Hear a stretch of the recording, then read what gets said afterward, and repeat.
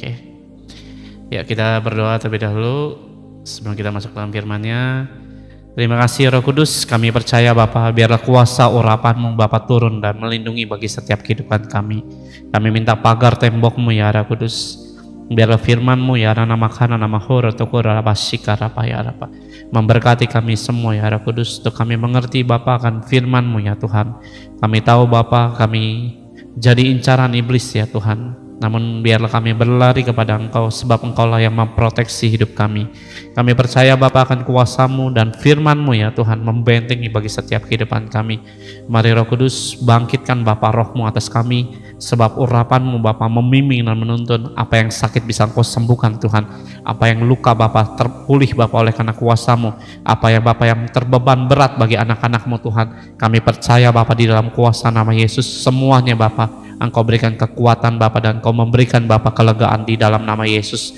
Karena nama Syike harapatukur nama takarapa ya nama Sikarama. Biarlah pengharapan kami ya Tuhan, kami naikkan malam hari ini di hadapan Engkau ya Roh Kudus. Biarlah terbukalah dalam nama Yesus. Terima kasih ya Roh Kudus. Sekali lagi Bapa, pimpin kami dan urapi Bapa senantiasa. Di dalam nama Yesus kami berdoa mengucap syukur. Amin. Ya, shalom semuanya, selamat malam.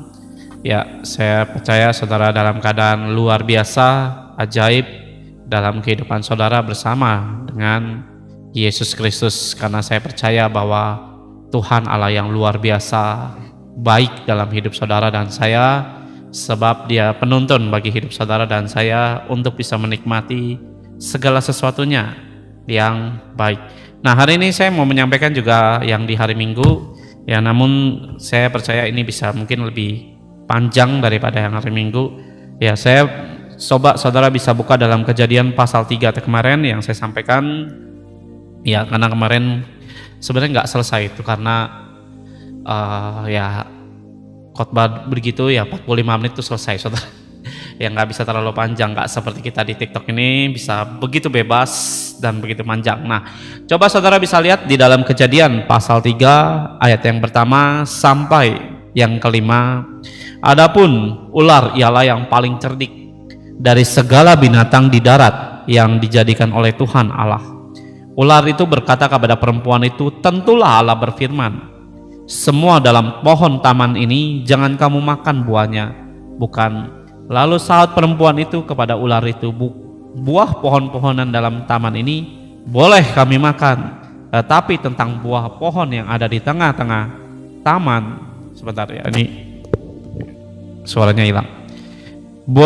Ayat 3, tetapi tentang buah pohon yang ada di tengah-tengah taman, Allah berfirman, jangan kamu makan ataupun raba buah itu, nanti kamu mati.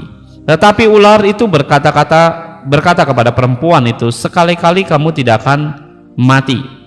Ya, tetapi Allah mengetahui bahwa pada waktu kamu memakannya, matamu akan terbuka dan kamu akan menjadi seperti Allah, tahu tentang yang baik dan yang jahat. Ya, udah sampai yang ayat yang kelima. Ya, dengar baik saudara. Saudara hidup sebagai orang percaya harus hidup dengan namanya firman Tuhan. Nah, saat saudara mendekat kepada iblis, seringkali manusia akan berkata bahwa kok ikut Tuhan serasanya berat. Ya, serasanya kok makin bermasalah dan makin banyak namanya tekanan. Sebenarnya itu saudara nggak usah heran. Ya, saat saudara namanya diisi dengan firman Tuhan, saudara harus tahu ada namanya iblis yang akan mendatangi saudara tepat pada saat Tuhan tidak hadir dalam hidup saudara. Iblis akan begitu banyak namanya ambil sebuah suasana hati saudara, iman, baik pikiran saudara.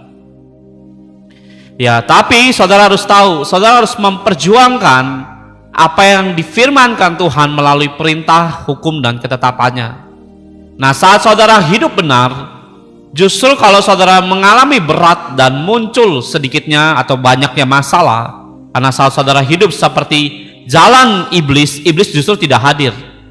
Kenapa? Karena kalau saudara hidup dengan cara jalannya seperti setan, hidup dalam dosa dan menghidupi semua apa yang diperintahkan oleh iblis dan mengikuti jalan-jalan iblis, iblis tidak akan hadir lagi. Sebab kenapa? Karena iblis hanya mengincar orang-orang percaya. Saudara orang percaya? Ada amin saudara? Nah, kalau saudara berkata bahwa saya orang percaya kepada Yesus, dengar baik saudara, saya harus juga membuka pikiran saudara, iblislah lawan saudara. bukan suamimu, bukan keluargamu, bukan manusia. Amin saudara. Ya shalom juga. Nah, iblis kenapa cari Hawa bukannya Adam? Kemarin juga saya sampaikan itu. Ya karena Hawa tidak tahu persis apa perintah Allah dalam hidup manusia. Karena kalau saudara baca di dalam Kejadian pasal 2, Tuhan itu berfirman kepada Adam bukan kepada Hawa. Ya di dalam Kejadian pasal 2 ayatnya yang ke-16, Tuhan bilang semua pohon dalam taman ini boleh kamu makan buahnya dengan bebas. Jadi ada banyak buah di sana yang boleh dimakan oleh Adam dan Hawa.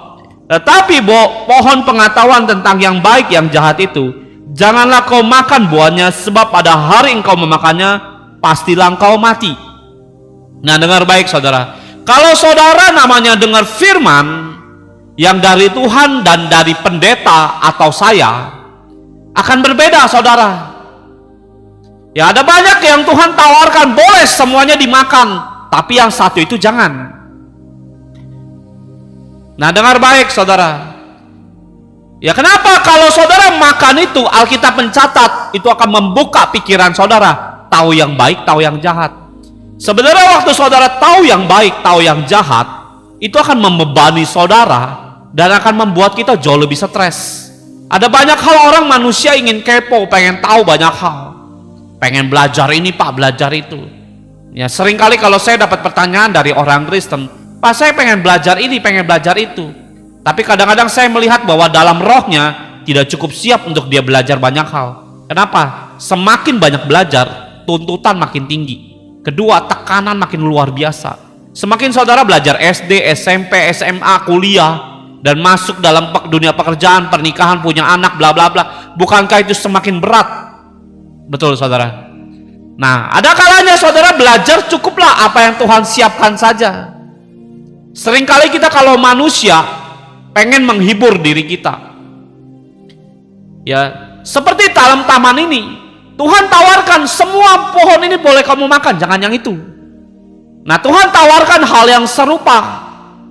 Seringkali kalau saudara namanya memilih keputusan untuk namanya mungkin menghibur diri, namanya belajar untuk namanya mungkin belajar senang-senang mungkin. Tapi ada banyak orang memutuskan hal-hal yang salah. Ya contoh, kita bisa namanya fellowship dalam keluarga, makan, boleh bebas. Tapi ingat ada tempat-tempat tertentu yang tidak boleh dan dilarang Tuhan. Tapi ada banyak kadang-kadang kita melanggar itu. Contohnya Pak, ya kayak saya sering bilang, gak usahlah karaoke. Kenapa? Pakailah suaramu untuk memuji Tuhan. Ya tapi kan kita pengen berekspresi, udah gak usahlah.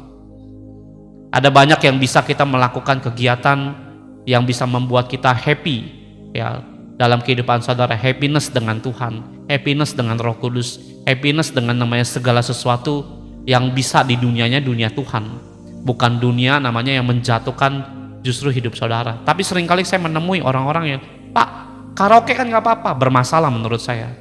Ingat, penyembahan itu bukan tanpa kuasa saudara. Ada banyak ayat mengatakan dengan kita menyanyi, memuji Tuhan, seandainya kata saudara melakukan itu, ada kuasa yang turun. Artinya ini nggak biasa. Tapi ada banyak orang dunia tidak mengerti itu dan menganggap itu hal-hal yang biasa. Dengar baik saudara, iblis nggak pernah cari orang tuh yang tahu persis akan firman Tuhan. Ya karena Yesus waktu dites dengan firman Tuhan, iblis kalah saudara. Karena apa? Yesus tak, dia sendirilah sang firman.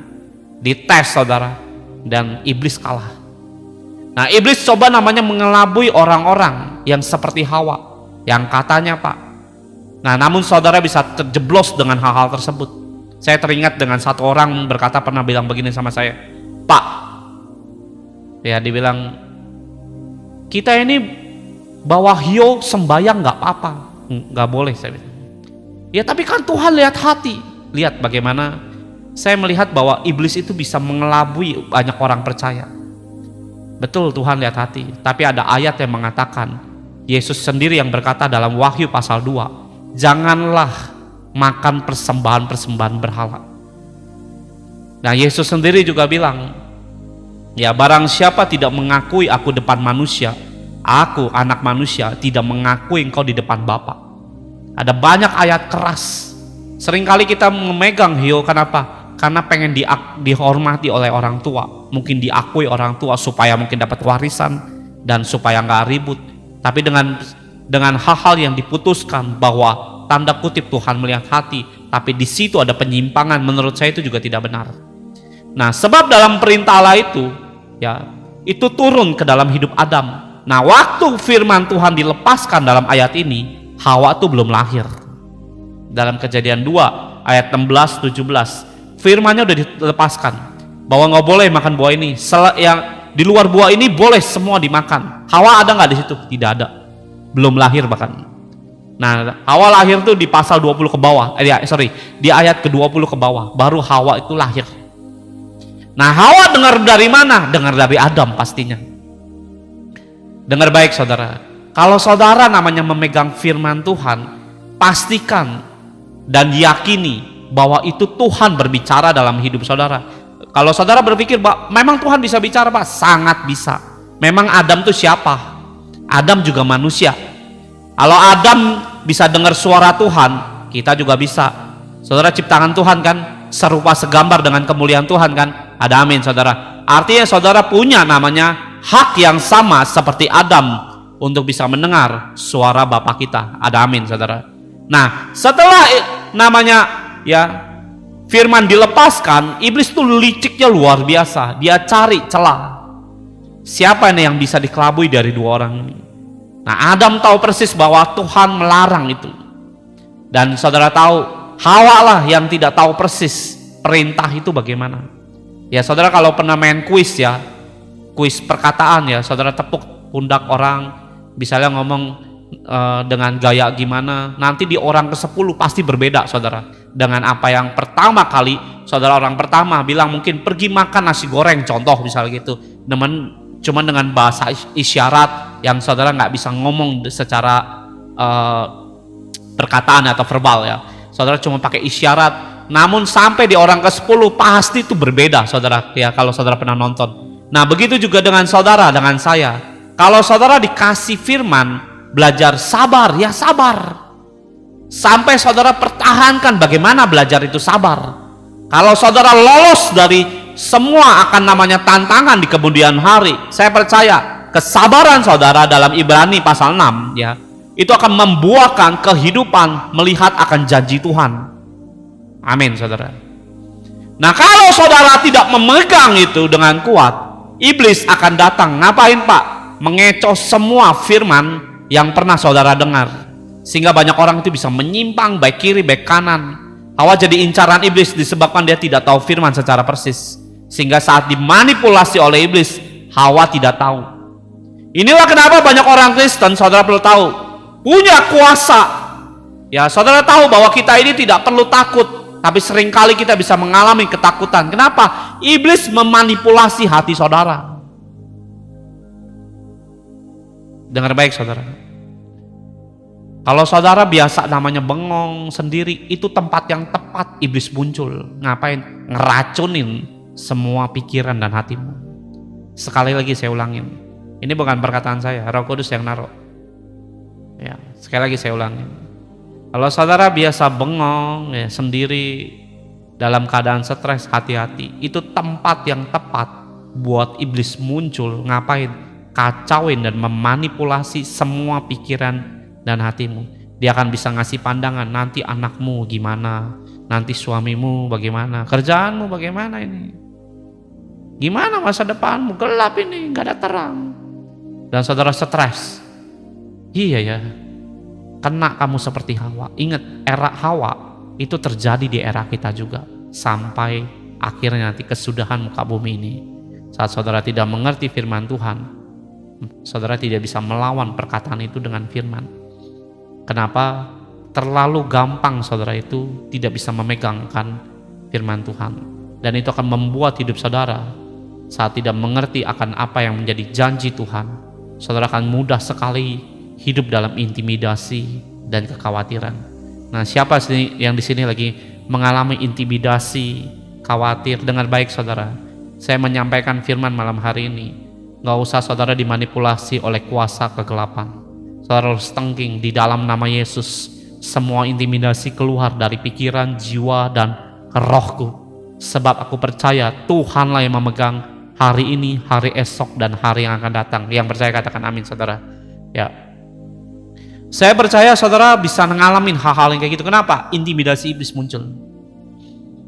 Ingat saudara, ya saya ulangin dalam firman ini, iblis nggak cari Adam, yang dicari Hawa. Hawa itu artinya adalah sumber kehidupan. Kalau saudara baca Kejadian 1, Kejadian 2, Kejadian 3, Tuhan Allah kita, Allah Bapa, tidak pernah manggil nama Adam. Saudara boleh cari ayatnya. Nggak usah dicari, saya udah nge-tracking semuanya, udah hire semua. Sorry, bukan. Ya saya udah explore, cari semua namanya. Di ayat berapa Tuhan tuh nggak pernah manggil Adam itu Adam, saudara. Dia manggil apa? Manusia.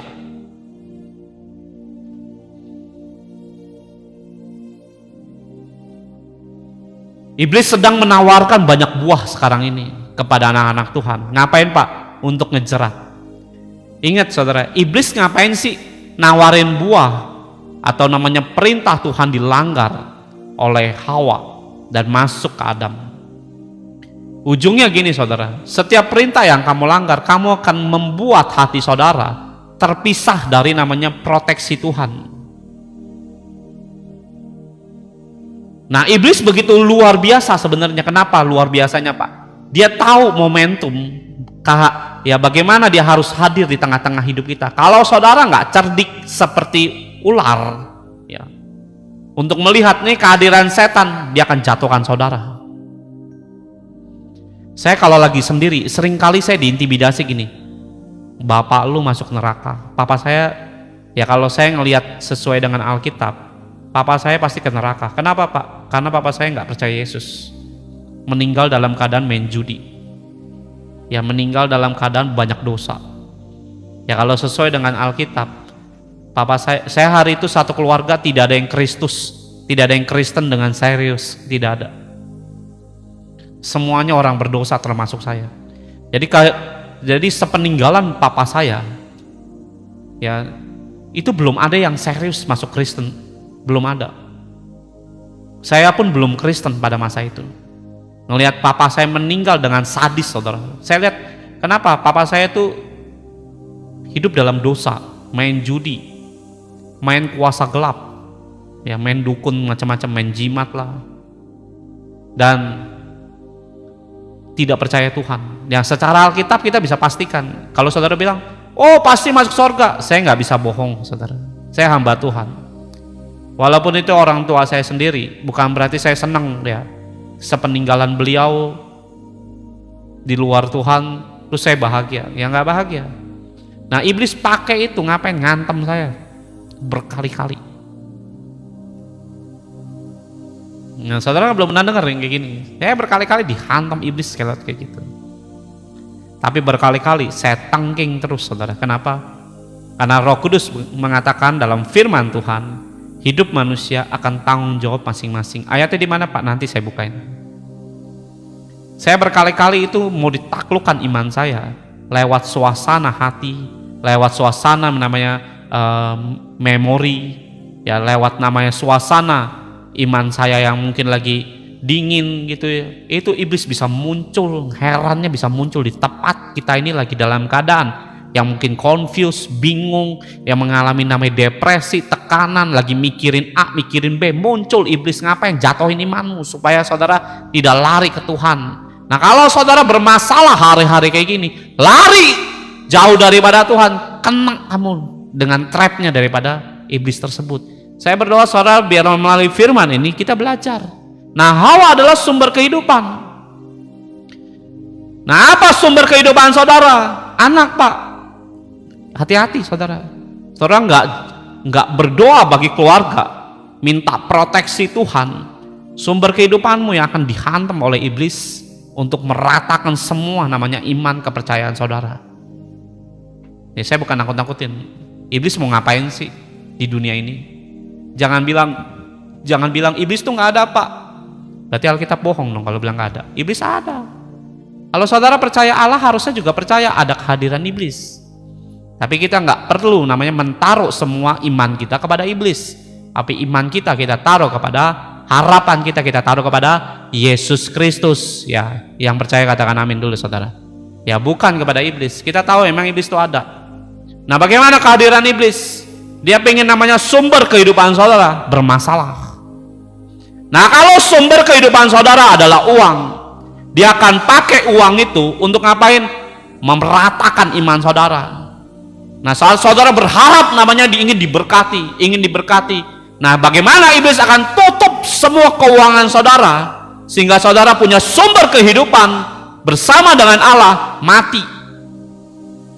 Nah, disitulah banyak orang Kristen pada akhirnya apa? Kecewa. Kenapa Tuhan nggak tolong? Bukan nggak tolong. Kamu terlalu namanya dengerin iblis sehingga sumber kehidupan hilang.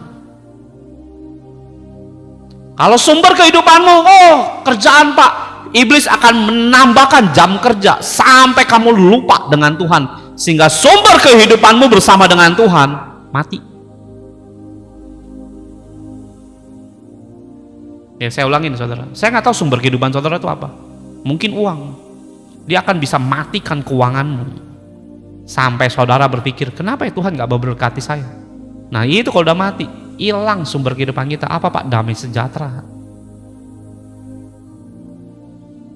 Mau berdoa jadi males.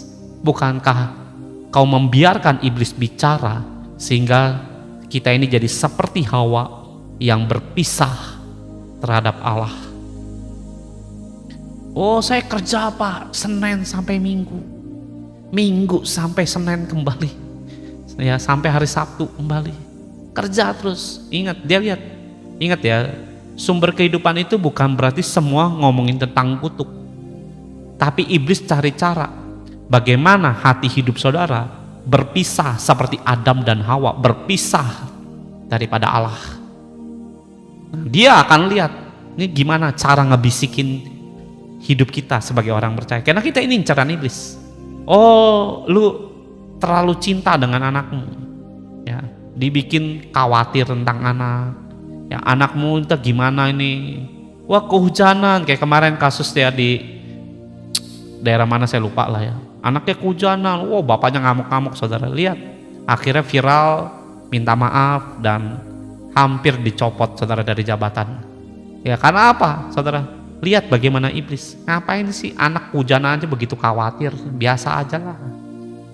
Andai paling parah juga cuman flu lah, sakit demam doang, heboh amat sih, sampai kepala sekolah dicopot, ya satpamnya dicopot. Saudara tahu siapa yang dengar berita itu? Lihat kenapa? Karena sumber kehidupannya apa? Di anak, disikat di sono saudara, jadi masalah. Nah, sumber kehidupanmu, kamu berpikir bahwa oh kerjaan Pak, yang penting tuh kerja ya, fitness terus ya, tanpa memikirkan hubunganmu dengan Tuhan. Dengar baik saudara, ya iblis akan menciptakan suasana supaya apa? Kerja aja terus. Orang kerja bukan berarti dia cuma cari uang. Ada orang memang cinta kerja karena dia pengen ya bekerja. Saya punya teman tuh saya punya teman seorang pendeta, saudara sebenarnya. Dan dia pelayanan di satu gereja besar, dan dia juga berbisnis di dalam dunia kerjaan. Dia bilang sama saya tuh begini, saya sebenarnya bukan cuma ngincar uang, saya memang cinta kerja, nggak ada uangnya pun juga gue kerja aja, memang cinta kerja. Dia bilang. Ada orang-orang ya gitu. Dan lihat bagaimana setan membuat kerjaannya begitu banyak sampai pada akhirnya yang dahulunya dia seorang pendeta melepaskan jabatan kependetaannya, sekarang ngapain? Kerja. Bayangkan saudara, panggilan ilahinya dilepas. Sekarang ngapain Pak? Kerja. Jadi pendeta lagi? Enggak. Mohon maaf ya, saya harus ngomong dengan jujur, saking brengseknya menurut saya. Dia pernah namanya pacaran dengan perempuan, seorang artis lah, saya nggak bisa sebut namanya. Seorang artis, dimainin saudara, diporotin duitnya. Ini mantan pendeta saudara. Saya dengar begitu, marah saya bilang. Saya cerita sama ya seseorang lah, yang saya berpikir nih orang yang lebih tua dari saya bilang, saya marah lo denger gini, saya bilang. lu pendeta kelakuan kayak gini. Orang ini ternyata perempuan ini mau hidup sungguh-sungguh dengan Tuhan, malah dimainin. Marah saya dengar gitu. Lu kalau mau brengsek janganlah sama anak Tuhan, kasihan saya bilang. Dia mau cari Tuhan, mau menikah, mau sungguh-sungguh malah dimainin. Wah, saya walaupun bukan uang saya, bukan saya yang dimainin, ngamuk loh saya sendiri. Marah loh saya sebagai hamba Tuhan dengar kayak begitu. Ini jiwa-jiwa pengen serius malah kurang ajar gitu loh. Lihat bagaimana, dan akhirnya rumah tangganya dia bercerai saudara, pisah. Lihat bagaimana iblis ya membuat hidup saudara bisa sangat berantakan kalau saudara tidak namanya ngerti kenapa kita disuruh Tuhan tuh berdoa. Saya punya banyak alasan sebenarnya untuk bisa menyampaikan. Doa itu bukan hanya kita komunikasi dengan Tuhan. Doa itu bukan hanya kita cuma minta mujizat saudara. Doa itu bukan hanya kita ngobrol sama Tuhan, bukan hanya itu. Ya, saya melihat ada iblis di balik itu semua, bisa ngerusak, memanipulasi hidup saudara dan saya. Nah, kalau saudara terciri hidupnya intimidasi hari ini, kena kamu. Nah, saya berdoa buanglah buru-buru intimidasi itu. Kalau hari ini kamu kayak dalam tekanan, berat sekali Tuhan. Nah, kena itu. Hati-hati saudara. Nah, saudara perlu namanya punya sumber kehidupan seperti nama Hawa, harusnya ya. Kalau saudara tahu kenapa ibu-ibu disuruh namanya siapa di sini ya ibu-ibu, dengar baik ibu-ibu ya, saya bukan memihak kepada Adam, bukan, nanti Adam juga ada gilirannya, saya akan khotbahin. Kenapa Hawa itu ngincernya, iblis kenapa ngincernya Hawa? Hawa itu ditentukan dalam Alkitab perempuan sebagai tiang doa. Kalau tiang doanya dihantam oleh iblis, keluarganya pasti kacau. Adam pun ikut keseret. Dengar baik saudara, dengerin ibu-ibu, perempuan-perempuan yang belum menikah sekalipun. Kamu itu punya otoritas sangat tinggi, lebih tinggi bahkan daripada laki-laki sebenarnya. Ngomongin soal namanya ketahanan, soal namanya dalam keutuhan iman kita, itu lebih tinggi ketimbang apa? Laki-laki itu lebih lemah. Ya, karena Alkitab mencatat ya, perempuan diambil dari tulang rusuknya Adam. Artinya apa? Dia tulang kuat. Ya, kita ini sebagai kaum yang lebih lemah, Alkitab mencatat seperti itu. Ya, jadi jangan merasa laki-laki gua ini lebih kuat daripada perempuan, jangan kurang ajar. Ingat, laki-laki itu sering cenderung melakukan dosa itu di luar. Nah, bagaimana seorang perempuan bisa memproteksi ya suami saudara di luar sana kalau bukan lewat doa? Nah, kalau pendoanya nggak ada, gimana saudara mau bertahan lawan iblis? Pantes Pak, keluarga saya selingkuh. Saya banyak lah dengerin kayak gitu. Saya bilang, kenapa Pak laki saya gini? Simple, kamu yang salah. Loh, kenapa saya yang salah? Kan yang selingkuh dia. Ya karena kamu nggak doa. Saya sudah gereja Pak, pasti ngomongnya begitu. Dengerin ibu-ibu, ya perempuan-perempuan. Kamu punya otoritas untuk mengendalikan keadaan lebih daripada seorang pria. Yang pria jangan songong merasa kamu kepala rumah tangga, terus bisa merasa kayak lebih hebat daripada seorang perempuan. Perempuan jangan ngadu tenaga dengan laki-laki, kamu akan kalah. Tapi ngadu doa, harusnya kamu bisa lebih menang ketimbang pria. Ayo, betul apa betul saudara? Nah, kalau saudara tahu sumber kehidupan saudara, soal project Pak, ada banyak orang kalau projectnya nggak jebol, nggak gol, saudara bisa lemes. Kenapa? Karena sumber kehidupanmu di sana, dan iblis coba acak-acak semua di situ. Kamu nawarkan sesuatu barang nggak berhasil, lemes. Propertimu nggak laku, lemes. Saldomu ya nggak. Saya dulu pernah kerja di kantor gaji telat 1 hari aja, lemes saudara langsung. Ini gimana sih bos? Pasti gitu. Kenapa? Sumber kehidupannya digaji. Ini kalau gajian nih, saya kan dulu hari Minggu misalnya libur, atau Sabtu Minggu libur. Itu kalau tanggal 1 bertepatan mungkin hari Sabtu, yang dimana kita libur, nggak ada transaksi di bank, pindah ke hari Senin, mundur 2 hari, semua langsung ngeluh. satu kantor. Gimana nih gaji kita nih? Betul apa betul saudara? Ayo. Kalau saya waktu kejadian seperti itu, enggak saudara. Kenapa? Tuhan pasti pemelihara saya. Saya beneran. Saya bukan ngomong kosong dan gede-gedein apa yang saya, nggak udahlah mau tanggal berapa kayak mau tanggal 3, 4 ya biarin aja, terus juga semua turun pada waktunya. Kenapa? Saya merasa sumber kehidupan saya bukan masalah itu. Lo gaji saya kecil saudara, saya juga berharap dengan gaji saya juga buat apa saudara? Saya melihat Tuhan mencukupkan segala sesuatunya lewat hal yang lain daripada sekedar gaji yang saya terima. Nah kalau saudara berpikir, wah saya jual aset nih untuk bayar hutang, sumber kehidupanmu sama di aset. Nggak salah sih cara pikirnya begitu, tapi bisa nggak berpikir yang lain bahwa Tuhan bisa namanya memberkati kita dalam hal-hal yang berbeda, sehingga saudara mungkin waktu saudara punya iman, bertarung dengan kuat di hadapan Tuhan, berpuasa di hadapan Tuhan, tiba-tiba Tuhan membukakan jalan yang lain sehingga saudara nggak perlu kehilangan aset, tapi hutangmu bisa lunas dengan cara yang ajaib. Ada amin saudara. Nah saya punya teman ya hutang 2 miliar. Saya pernah ceritain ini berkali-kali. Saya punya teman hutang 2 miliar karena dia pun ditipu orang. Nah waktu dia hutang 2 miliar harusnya rumahnya dijual saudara. Tapi saya nggak tahu kenapa rumahnya nggak kepengen dijual. Saya juga nggak tahu alasannya apa. Ya dia kabur-kaburan awal-awalnya. Tapi waktu dia kabur dia cari Tuhan. Dia pelayanan jadi penyiar radio seingat saya. Saya ketemu dia di ITC Cempaka Mas. Sebenarnya dia adalah rekan bisnis saya waktu itu, rekanan saya. Saya sering ngambil barang dia. Ya saya bangkrut, dia pun bangkrut. Ketemu di doa puasa. Dia bilang kayak gue kenal lu deh. Saya bilang ya muka lu sih memang gak asing. Taunya dulu sama-sama di ITC Cempaka Mas saya sama dia. Lu kenapa di sini? Iya gue dulu sombong. Jangan dulu, sekarangnya masih sombong. Saya bilang gaya ngomongnya masih sombong saudara.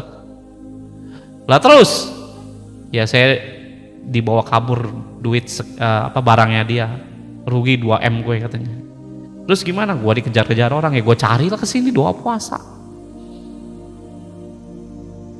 Nah orang yang nagih lu gimana? Ya dia teleponin terus, gue nggak angkat-angkat, gak berani gue. Ya hari itu kan saya belum jadi hamba Tuhan saudara. Saya sama-sama juga lagi baru bertobat, dia baru bertobat, saya juga baru bertobat. Jadi nggak punya wawasan, dia tanggung jawab dong. Saya nggak berani ngomong gitu juga karena kapasitas saya juga baru bertobat, belum jadi seperti yang sekarang. Jadi bagaimana solusinya saya nggak ngerti. Dia nggak ngerti, saya juga nggak ngerti. Ya, saya berpikir dia kabur-kaburan, ya mungkin betul. Ya mungkin nih kalau saya di posisi dia juga sama. Dan akhirnya dia ditungguin sama penagih hutangnya di depan rumahnya semalam-malaman saudara. Muncullah jam 8 pagi. Ya ketemu saudara. Blek, mau kabur kemana lu katanya. Dan ditagih. Mana bayar hutang lu 2 miliar. Terus dia bilang gak bisa bayar saya. Dia punya rumah, saya pernah ke rumahnya dia soalnya. Nggak tahu saya ngapain lah, lupa. Pokoknya saya pernah ke rumahnya dia di daerah Mangga Besar 10, Jakarta Barat. Ya kalau lihat rumahnya mungkin 2 miliar bisa lah itu dijual. Tapi dia nggak punya keinginan rumah itu dijual. Dan dia bilang, lu ngapain sekarang? Katanya. Ya gue sekarang pelayanan. Pelayanan di mana? Di radio katanya. Ya radio rohani saudara. Jadi dia tugasnya doain orang. Dia sendiri punya masalah, dia doain orang punya masalah. Nah, singkat cerita dia bilang. Jadi dia punya utang sama seseorang. Nah seseorang ini juga temennya dia. Nah temennya ini sama dia itu sama-sama juga hidupnya brengsek, suka ke diskotik, barang-barang suka mabok lah, minum obat lah, macam-macam. Nah jadi suka di diskotik. Terus waktu dia lihat, lu sekarang jadi pelayan Yesus, dia bilang, iya, hebat lu. Lu serius ikut Yesus? Iya, dia bilang. Gue udah bangkrut, mau ngapain lagi? Ngutang lo aja gue belum nggak sanggup bayar. Dia hilang lebih dari 2 miliar, saudara. Saya tahu usahanya dia sombongnya luar biasa, sombong saya lah. Makanya orang sombong jatuh hidupmu nanti. Ya dan akhirnya bilang oke lah, Karena lu mengikuti Yesus katanya, 2 miliar lu gue anggap lunas dan gue nggak akan tagih lagi. Tapi ada satu persyaratan, dia bilang. Kalau gue temuin lu di diskotik, 2 miliarnya tetap berlaku. Dan dia cerita sama kami, ya cerita sama saya, cerita sama istri saya. Di 2 puasa dia ngobrol sama saya, utang gue dilunaskan. Bukan jual rumah. Ngapain? Melayani Tuhan. Tuhan punya cara dengan yang ajaib. Amin saudara. Dengar baik saudara. Saudara jangan berpikir bahwa sumber kehidupanmu bisa menutupi semua hutang. Sumber kehidupan saudara yang sisa-sisa itu bisa namanya mengcovering hidup saudara. Bisa gak saudara itu benar-benar namanya lari ke Tuhan dengan caranya Tuhan yang aneh-aneh dan sangat bisa memberkati hidup kita. Ya, yang percaya katakan amin dulu saudara. Nah saudara harus tahu bahwa Tuhan bisa melakukan perkara-perkara yang rasanya nggak make sense pak. Ya memang nggak masuk pikiran. Siapa yang nyuruh masuk pikiran? Kan nggak ada. Nah ingat, iblis nawari Hawa dengan apa? Buah. Makan aja. Lihat ayat 3. Tetapi tentang buah pohon yang di tengah-tengah taman, Allah berfirman, jangan kamu makan ataupun raba buah itu, nanti kamu mati. Ya ayat 4, tetapi ular itu berkata perempuan itu, sekali-kali kamu tidak akan mati. Lihat ya, ular, baik Hawa dan ular, ya Hawa itu belum lahir, ular itu udah ada loh. Adam belum ada, ularnya udah ada. Ularnya itu apa pak? Kalau saudara baca Kejadian pasal pertama, manusia itu yang diciptakan paling terakhir. Ya tentang namanya matahari, ya tentang yang di langit itu udah diciptakan. Ya hari pertama, hari kedua, hari ketiga, hari keempat, hari kelima, hari keenam manusia baru diciptakan. Artinya apa? Ular lebih tua daripada manusia. Ditunggangi lagi iblis. Jadi waktu Allah berfirman kepada Adam, ular tahu loh sebenarnya.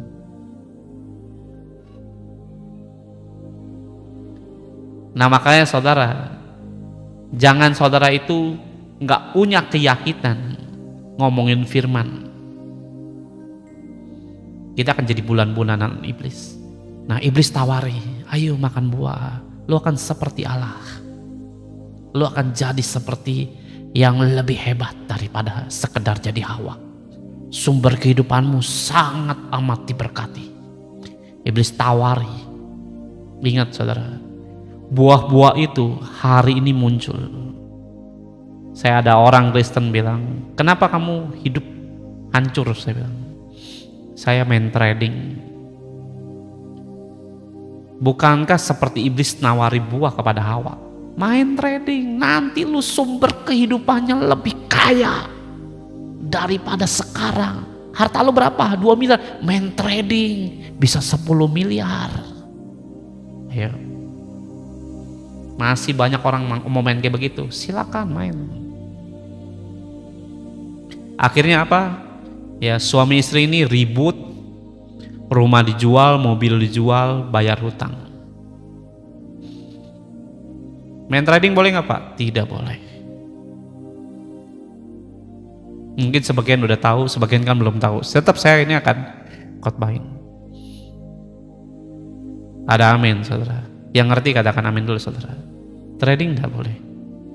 Banyak orang sampai jual sawah.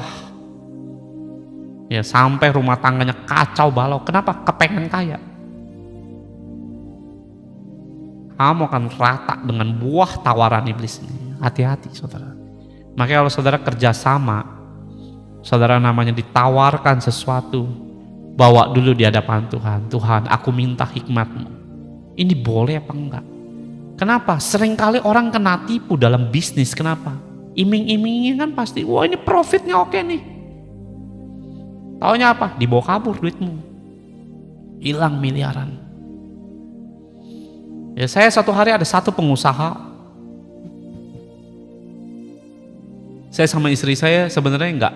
Dia sering kali ceritain namanya bisnisnya dia. Sejujurnya saya enggak tertarik. Walaupun dia ngomongin miliaran bodo amat. Saya enggak tertarik dengerin gitu. Ya saya bilang ya sudah lo mau jalanin jalanin. Dan akhirnya semua bisnisnya dia ketipu miliaran, saudara.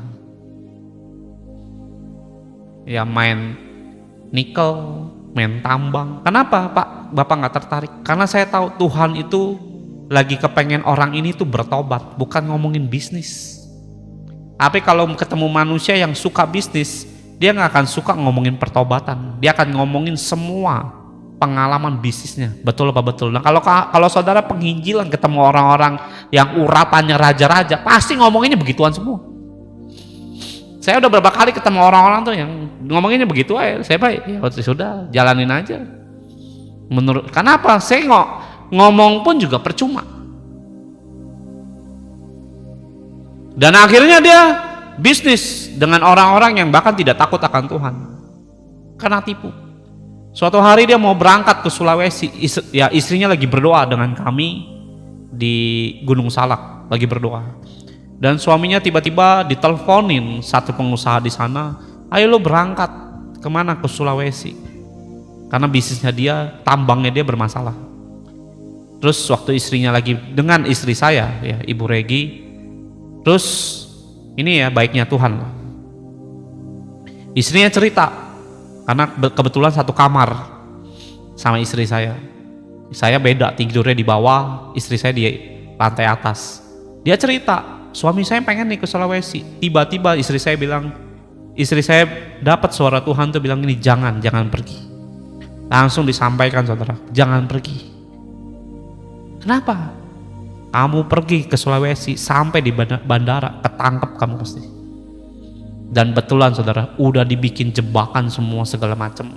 Dia berangkat sampai di bandara Sulawesi, saudara, Sulawesi Selatan. Sampai di sana blek langsung ditangkap. Dan untungnya dia nggak pergi. Ini udah beli tiket saudara, dan tiketnya udah mahal saudara, 2 jutaan. Kali berangkat tuh 2 jutaan. Lihat bagaimana tuh Tuhan langsung memproteksi. Kenapa? Istrinya sedang berdoa. Coba kalau istrinya lagi shopping, pusing pasti nanti suaminya ketangkep. Betul apa betul saudara? Kenapa dia bisa namanya diproteksi? Karena ada yang doa. Siapa Pak? Ya Hawanya ibaratnya. Coba Hawanya shopping saudara, main tiktokan terus, ketangkep saya percaya. Istri saya bilang, Tuhan bilang jangan. Tapi di sana lagi ada trouble. Justru dia akan bikin kambing hitam kepada suamimu. Untungnya nggak berangkat saudara. Berangkat, ketangkep saudara. Kenapa bisa tahu Pak? Karena waktu akhirnya ditolak tawaran itu, ngamuk semua yang di sana. Dicari dia segala macam, mau ngapain? Mau ngejebak. Ya iblis tawarkan namanya buah hari-hari ini. Kalau saudara berpikir hanya pengen kaya, saya udah berkali-kali mengatakan ikut Yesus tujuan kita bukan soal kaya loh. Kalau cuma pengen kaya doang mah ya kerja keras saja mungkin ya. Atau ikut setan. Karena setan di dalam Matius pasal 4 menawarkan seluruh kerajaan dunia ini dia yang punya. Siapa? Iblis namanya. Banyak yang jatuh dalam seks bebas, free sex.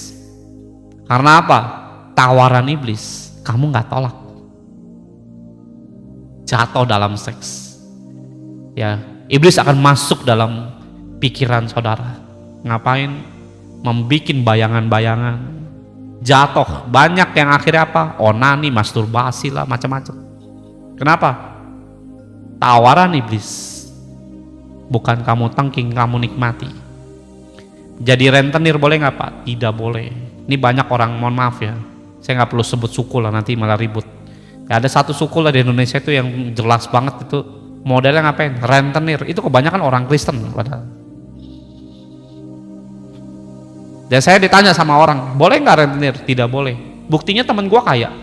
Lu boleh kaya, saya bilang. Lu lihat keluarganya pasti kacau. Dia mikir, iya juga ya.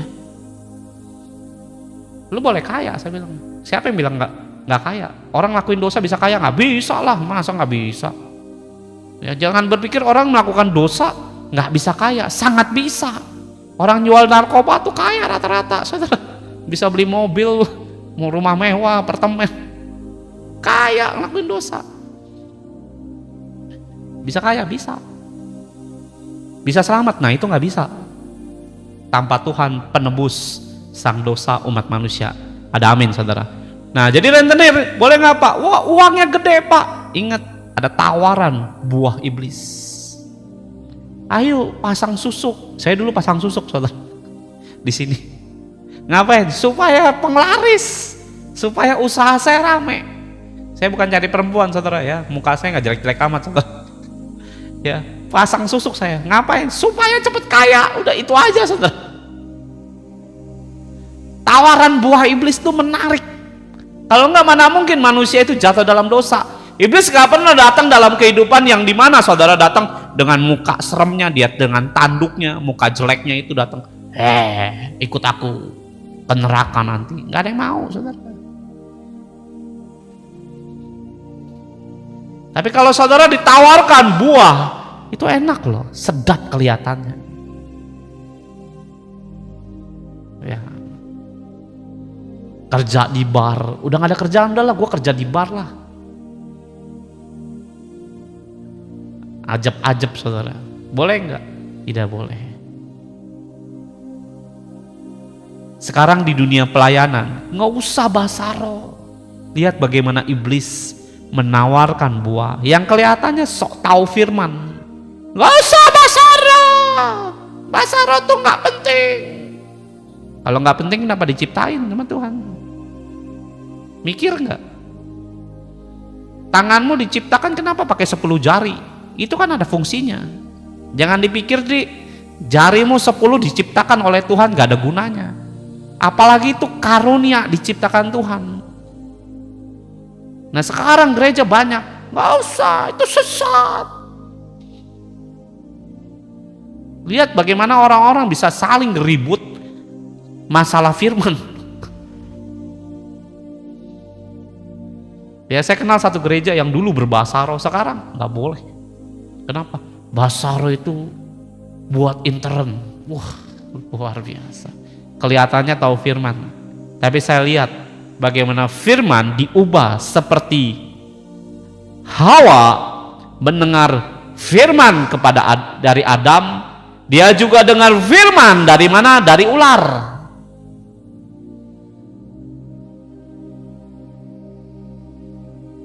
Dengar baik saudara, setan bisa ngomong firman kok.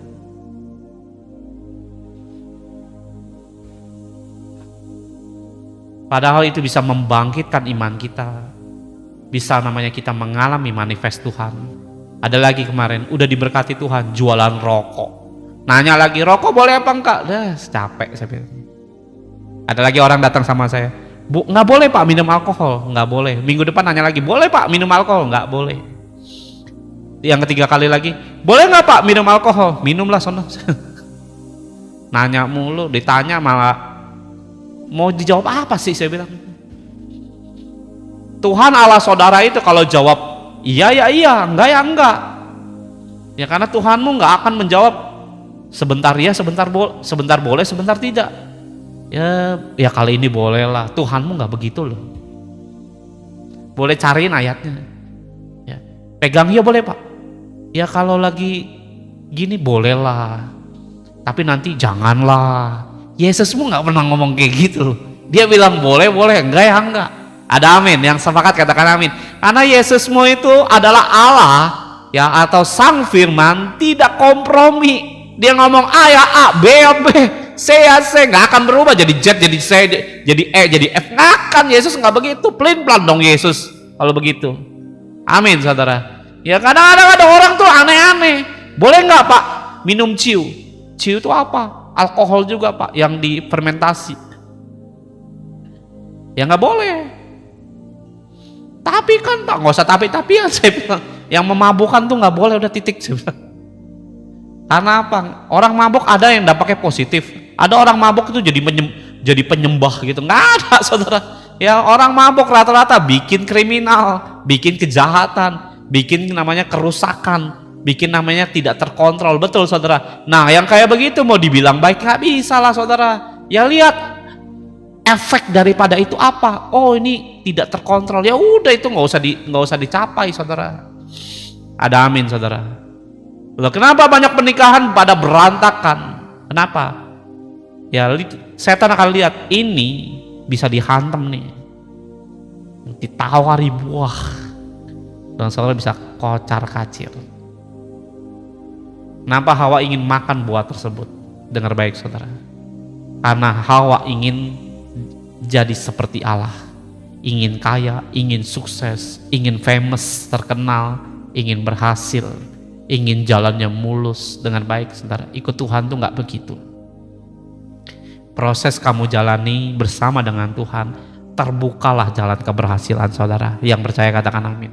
Bukan dengan tawaran iblis. Tawaran iblis memang bisa bikin kamu terkenal, ingin berhasil bisa, tapi sifatnya itu sangat mematikan hidup saudara. Ya, lihat ayatnya yang keempat, ayat yang kelima. Tetapi Allah mengetahui bahwa pada waktu kamu memakannya, matamu akan terbuka dan kamu akan jadi seperti Allah, tahu tentang yang baik dan yang jahat. Kenapa iblis bisa tahu?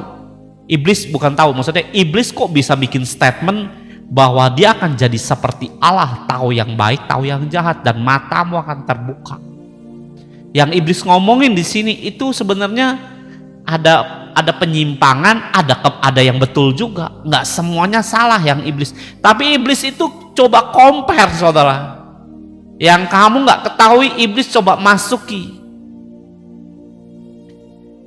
Ya, iblis tawari. Allah tahu kalau lu makan ini buah, lu akan jadi seperti Allah. Dan Hawa bilang, wah gue jadi seperti Allah. Nggak seperti Hawa lagi, tapi namanya jadi Hawa Allah atau Allah Hawa. Dengar baik, Roh Kudus ngomong bagus sekali. Dengar baik orang Kristen, kamu nggak perlu seperti Allah. Kenapa? Kita ini udah ciptaan serupa dengan Allah. Mau jadi seperti Allah yang gimana lagi? Coba lihat Kejadian 1 ayat 26.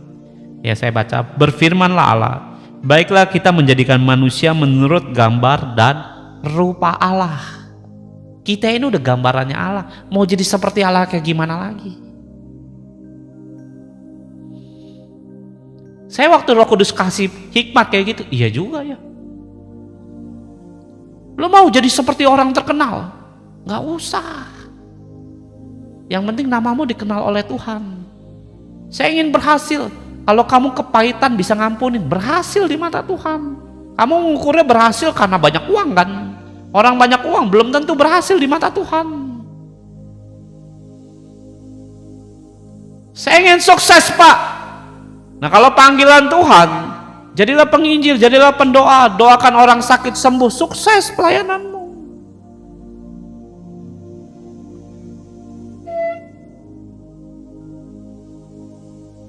Saudara nggak perlu jadi seperti Allah.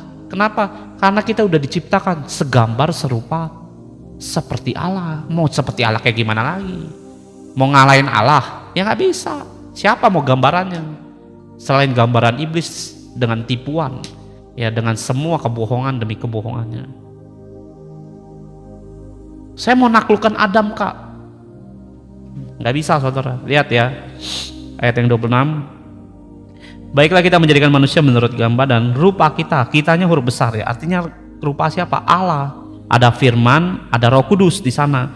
Supaya mereka berkuasa atas ikan di laut, burung di udara, ternak dan seluruh bumi, atas segala binatang melata yang merayap di bumi.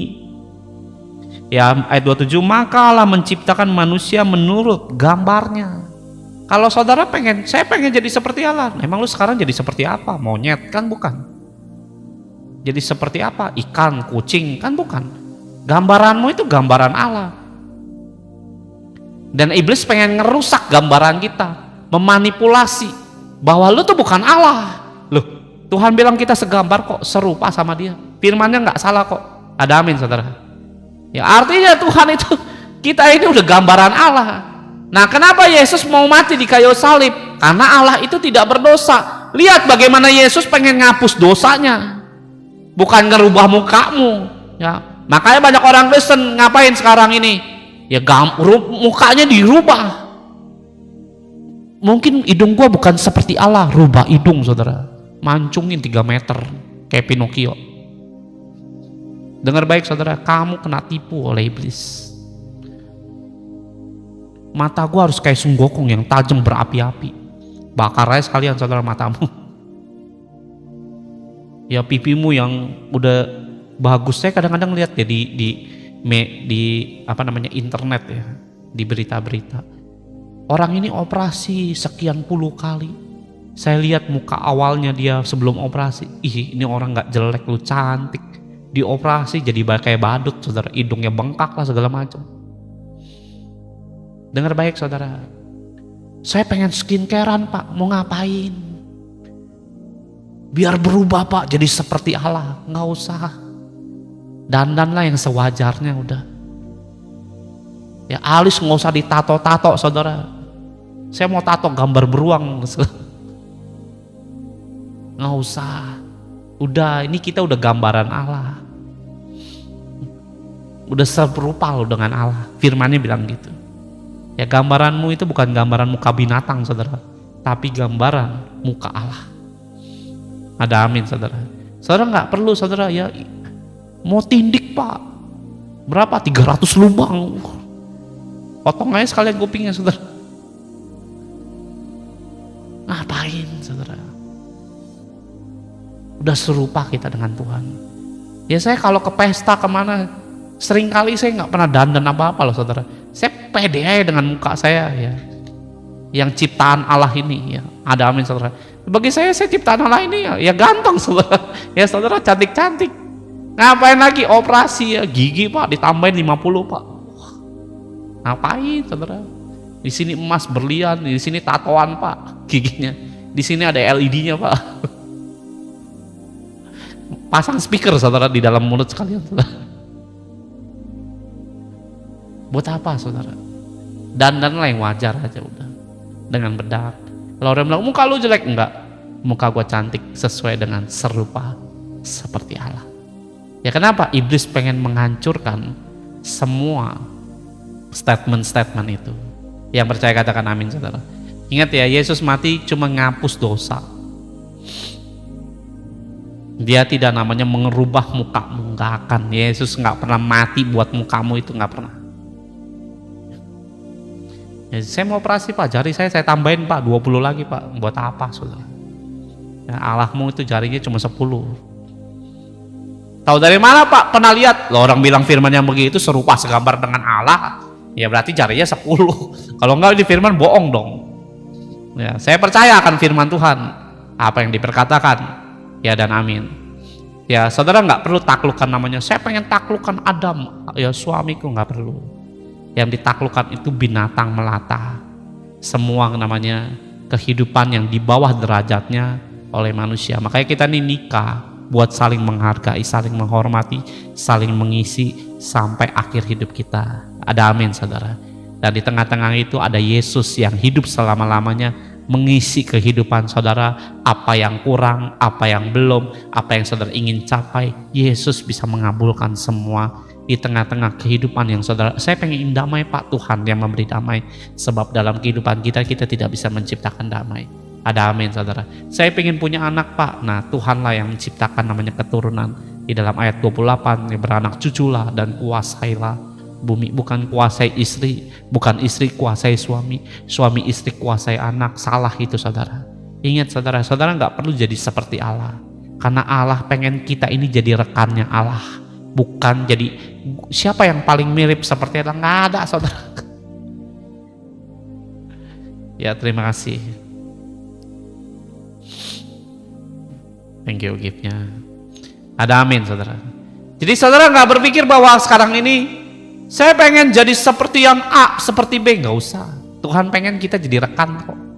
Sebegitu Allah kita ini rendah hati, mau jadi rekan.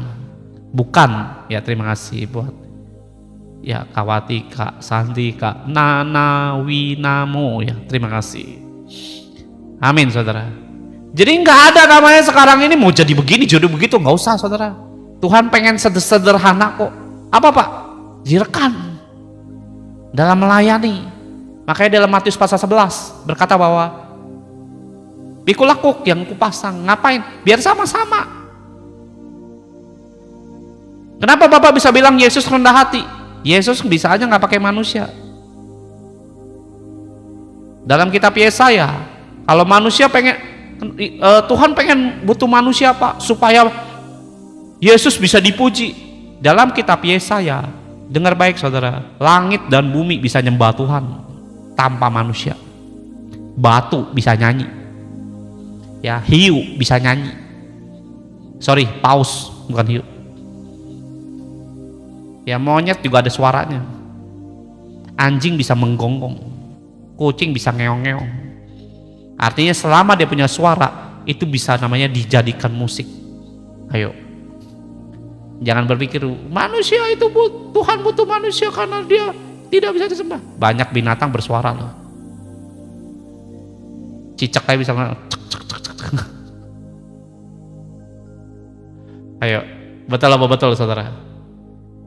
Jangan dipikir saudara itu penting. Nah, makanya saya bilang Yesus tuh rendah hati. Kenapa? Pengen kita jadi rekannya. Ya, yang pertama saudara harus tahu sumber kehidupanmu apa. Di luar Yesus kamu bisa dihantam. Sumber kehidupanku uang pak. Kamu bisa stres. Disuruh cari uang, wah kaya pak, tambah kaya. Seringkali orang kaya tidak bisa bersyukur. Saya udah nemuin banyak. Seringkali orang kaya itu tidak bisa bersyukur. Dan ini membuat dia kehilangan kemuliaan. Waktu Adam dan Hawa akhirnya kehilangan kemuliaan, saudara perlu tahu, Adam itu hidup stres ratusan tahun. Saya pernah baca satu artikel, dan artikel itu membahas, kamu bisa bayangkan bagaimana Adam dan Hawa kehilangan Allah dan dilempar ke bumi, dan bagaimana dia menjalani setelah dia berpisah dengan Allah, dan itu dijelaskan. Ya, saya cuma baca sedikit atau dengar sedikit, dan dia stres hampir 100 tahun atau seratusan tahun. Stres, ngamuk, tantrum mungkin. Coba lihat anak kecil kehilangan handphone aja ngamuk saudara. Saudara bisa namanya punya mobil, kehilangan mobil, stres gak? Stres. Saudara punya suami, ya baru nikah 2-3 tahun meninggal. Saudara baru punya anak, sandai kata ya, saya bukan ngomongin kutuk, saya cuma membawa pikiran saudara, coba bayangkan. Saudara baru punya anak, lahir 3 bulan, ya meninggal. Saudara punya anak 15 tahun, kita berharap dengan kita kasih dia makan, bla bla bla bla bla, sekolah, lihat kecantikan, kegantengan anak saudara, tiba-tiba meninggal dengan hal-hal yang tidak terduga. Gimana rasanya? Stres. Nah, begitu juga dengan Adam dan Hawa, kehilangan apa? Allah.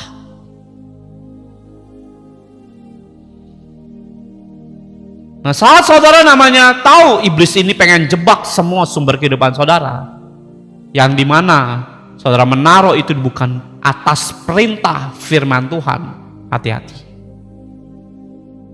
Ada kemungkinan besar kamu bisa stres dan kehilangan hal tersebut.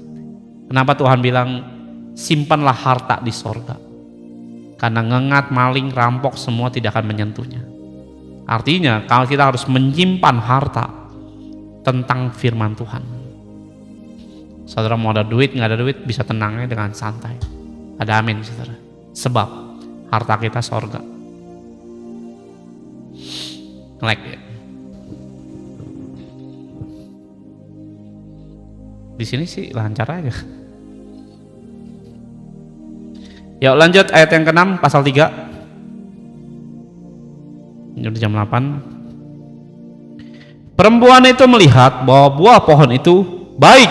Ya ingat, yang kamu lihat itu belum tentu baik seperti pemandangan mata pikiran saudara.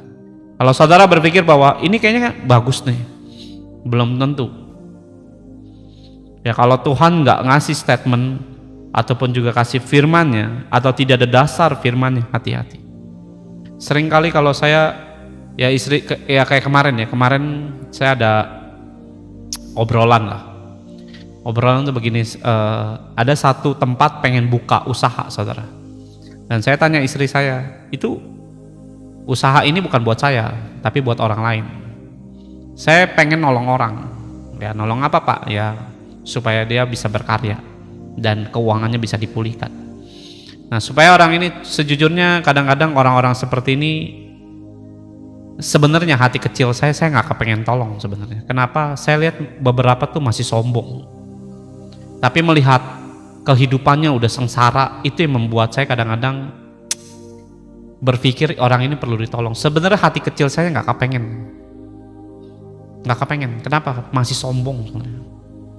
Masih nggak mau gitu loh, rendah hati. Tapi saya sebagai hamba Tuhan kepingin lihat anak-anak Tuhan tuh ditolong sebenarnya. Tapi ini mengganggu hati kecil saya. Sampai detik ini. Istri saya pernah nolong satu orang ya. Dan sampai hari ini tidak tahu diri. Sampai hari ini. Nolong supaya dia dapat kerjaan. Setelah itu, waduh. Manusia setannya muncul. Kadang-kadang nyesel nggak Pak? Nyesel ada. Tapi pikir saya ya sudahlah. Memang tugas kami nolong orang. Masalah nanti dia berubah jadi sombong jadi ini. Kadang-kadang itu melukai saya sebenarnya. Ya, bukan saya kepahitan. Kadang-kadang ya kalau saudara di posisi saya ngerti lah pasti. Saya di sini nggak ngomongin sisi uang, nggak ngomongin saya ngebantu supaya dapat uang, bukan itu. Saya pengen orang-orang tuh yang teman-teman mengalami pergumulan bisa ditolong, ya entah lewat apapun, termasuk lewat saya bisa berpikir orang ini bisa ditolong nih lewat cara begini. Ya saya pengen lihat orang-orang tua, anak-anak Tuhan tuh ditolong. Namun kadang-kadang saya menemui ya hal-hal yang rasanya ini belum pantas ditolong Tuhan, dengan kesombongannya, dengan gayanya, dengan caranya. Ini nggak bisa dikoreksi, bingung saya juga kadang-kadang. Ngerti ya saudara ya? Kadang-kadang saya confused dengan hal itu. Ya mungkin orangnya ada di sini juga nggak apa-apa, dengerin aja. Ya kalau bilang nanti tersinggung Pak, biarin aja, tersinggung makanannya tersinggung. Ya saya harus ngomong apa adanya. Kurang rendah hati. Kurang bisa menghormati Tuhan sometimes. Kalau saudara berpikir itu jadi hal yang biasa, enggak biasa buat saya. Itu bermasalah buat saya nanti. Mengapa? Kedepannya saudara bisa kehilangan hubungan dengan Tuhan. Kalau cara hidup miskin aja begini, gimana nanti udah diberkati? Bisa bayangkan saudara. Orang nggak punya uang aja bisa songong begini, gimana udah pegang uang. Dan saya nemuin satu teman kami ya dari Jawa, kita tolong datang ke Jakarta, kita tolong, istri saya tolong dapat kerjaan. Habis itu haleluya, nggak pernah ibadah lagi, doa nggak mau. Kira-kira kayak begini perlu nggak ditolong? Saudara bisa pikirnya sendiri. Nah saya ketemu orang-orang kayak gini. Terkadang kita ini ketemu orang-orang yang sesama Kristen, ingin sekali tolong, ingin sekali namanya memberkati mereka. Namun kadang-kadang kami ini bisa menemui bahwa orang-orang itu yang kurang tahu diri di hadapan Tuhan. Apalagi di hadapan saya, di hadapan Tuhan ada yang nggak tahu diri, apalagi di hadapan saya. Nah, ini ada satu project yang dimana saya berpikir orang ini bisa nih nanganin. Dan saya tanya istri saya, gimana Tuhan ada firman Tuhan nggak? Istri saya bilang belum, Tuhan belum ngomong apa-apa, belum bilang boleh atau tidak boleh, masih ngambang aja. Hari Minggu kemarin saya ngomong sama istri saya, gimana kita visit nggak ke tempatnya supaya ya biar cepat lah anak-anak Tuhan ini diberkati gitu. Belum, Tuhan nggak ngomong apa-apa. Baik boleh atau baik belum boleh, belum ada suaranya. Loh kenapa? Kadang-kadang kenapa Tuhan tuh tidak bergeming saudara? Dengar baik, kesiapan hatinya ini loh. Saya tahu hati kecil ini, ya hati kecil saya ini, saya pikir ini yang sebenarnya jadi sumber masalahnya. Yang sebenarnya jadi pokok masalah dari kenapa kadang-kadang Tuhan itu bergeming. Nggak ngomong iya, nggak ngomong tidak juga, diem aja udah. Nah kalau saudara pengen ditolong Tuhan, cobalah pikirin bagaimana menghormati Tuhan. Ini kadang-kadang saya khawatir saudara.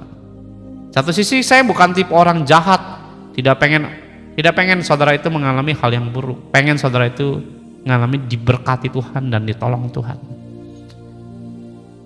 Apalagi saya ulangi, sikap kita ini yang kadang-kadang kurang baik di mata Tuhan. Nah kalau saudara dalam pergumulan, cobalah perbaiki. Ada orang bisa datang ke saya, Pak tolong Pak,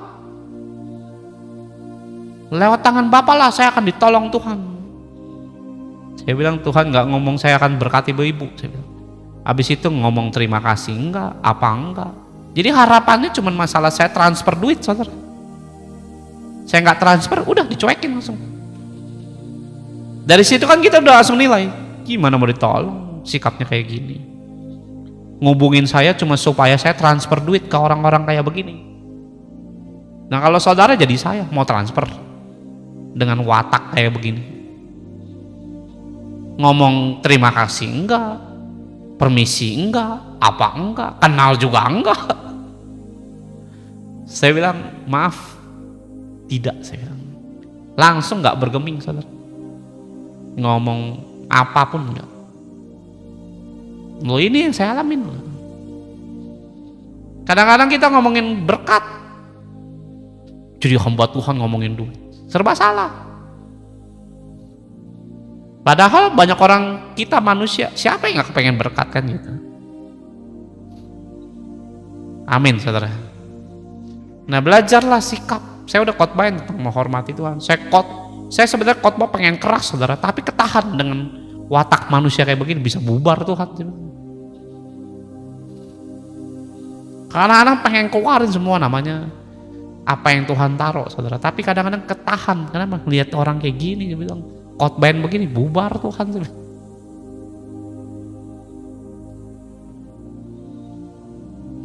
Ada yang datang ke tempat kami doa, dapat mujizat, udah berhenti berdoa. Menurut saudara orang kayak gini pantas nggak? Mohon maaf ya, saya nggak menentukan orang ke surga atau ke neraka. Saudara pikir aja, pantas nggak kayak begini tuh dibawa pulang ke surga? Coba aja pikir. Doa itu nangis-nangis dulu ada masalah.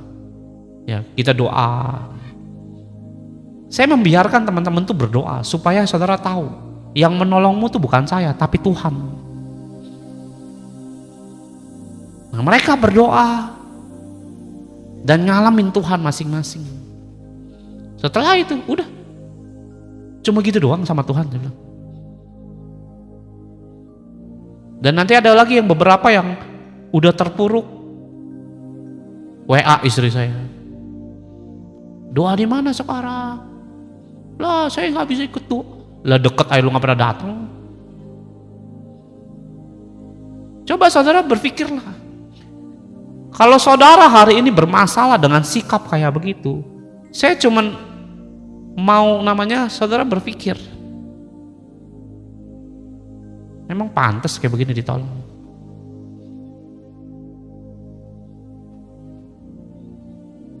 Kayak gitu loh saudara. Ini orang-orang kayak gini kena jebak semua sama iblis. Jadilah dewasa saudara, hidup dengan namanya untuk Tuhan. Mau ada masalah nggak ada masalah, mau bergumul enggak, saudara bisa tetap mencintai Tuhan dan datang di hadapan Tuhan.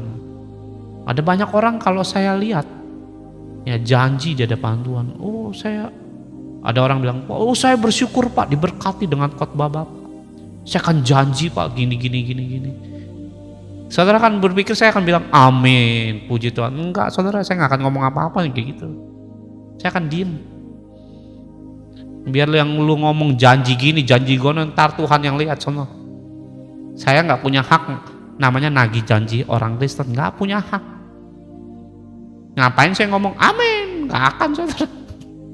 Ya terserah, lu mau baca nggak baca, mau doa nggak doa, terserah. Nanti Tuhan yang ngukur semuanya.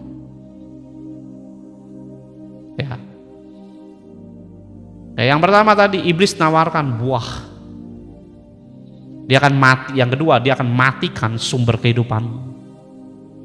Dan berapa banyak kita bisa kena dalam hal itu. Ya, yuk lihat ayat yang ke-6. Perempuan itu melihat bahwa buah pohon itu baik untuk dimakan dan sedap kelihatannya. Lagi pula pohon itu menarik hati karena memberi pengertian, supaya jadi Allah pengertian itu. Ia tahu yang baik, tahu yang jahat. Lalu ia mengambil dari buahnya dan dimakannya dan diberikan juga kepada suaminya yang bersama-sama dengan dia, dan suaminya pun makan. Lihat, ternyata ada Adam di sana. Nah, ini bukan Adamnya Inul, saudara, ini Adam manusia pertama. Adam membiarkan Hawa makan itu buah.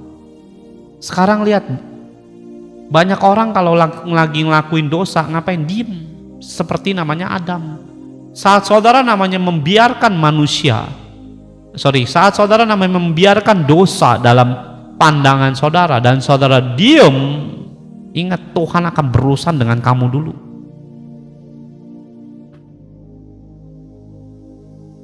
Tahu iblis pengen ngerusak namanya Hawa, Adam ngapain? Diem. Berapa banyak sekarang laki-laki kalau main game diem. Udah main game nih, diem. Main trading, diem di rumah. Ya, udah gini, udah main ngangguk-ngangguk. Boleh nggak gini? Udah gitu mulut. Habis itu hidung gini-gini. Habis itu mata. Gini. Habis itu ya rambut tuh. Ayo, betul apa betul? Berapa banyak orang sekarang hidupnya ngapain? Diem. Iblis nih maunya begini. Kenapa Adam bisa jatuh? Kenapa? Diem. Dengar baik saudara, kamu bergumul, bermasalah, nggak lihat masalahmu, didiemin, itu dosa saudara, dan itu akan berurusan dengan Tuhan nanti. Ya. Sekarang udah main game nih, main game.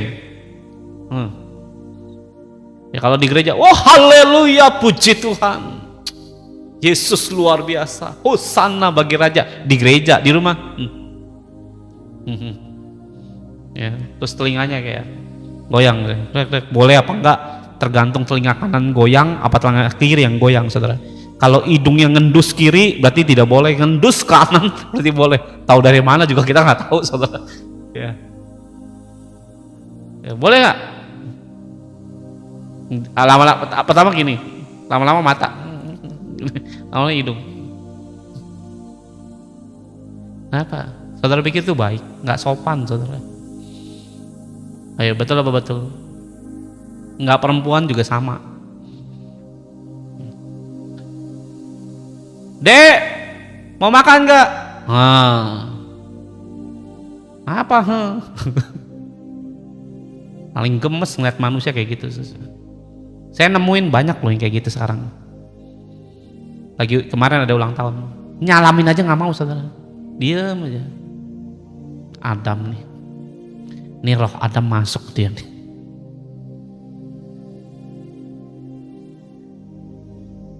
Dengar baik saudara, saat saudara melihat sesuatu yang salah dan saudara diamkan, akan jadi masalah kelak dalam hidup saudara. Contoh ya, kalau saudara sakit, batuk lah contoh. Saudara sakit batuk, saya suka kalau batuk ya, sakit 2 hari itu suka saya diemin. Saya cuma fokus minum air putih dan istirahat aja udah, nggak minum obat, nggak apa, nggak, saya diemin. Tapi kalau udah seminggu, 4 hari, 5 hari, didiemin, bisa sembuh nggak? Nah kalau saudara punya penyakit nih, ibaratnya kayak kanker lah, didiemin, bisa sembuh nggak? Saudara punya bisul, didiemin aja udah. Bisul ini indah rasanya, kayak melihat ciptaan Tuhan, kejadian pertama. Tuhan menciptakan langit dan bumi. Ini kayak bumi ini. Ayo, betul apa betul saudara? Didiemin bisa sembuh nggak? Gak akan, saudara. Gak akan sembuh.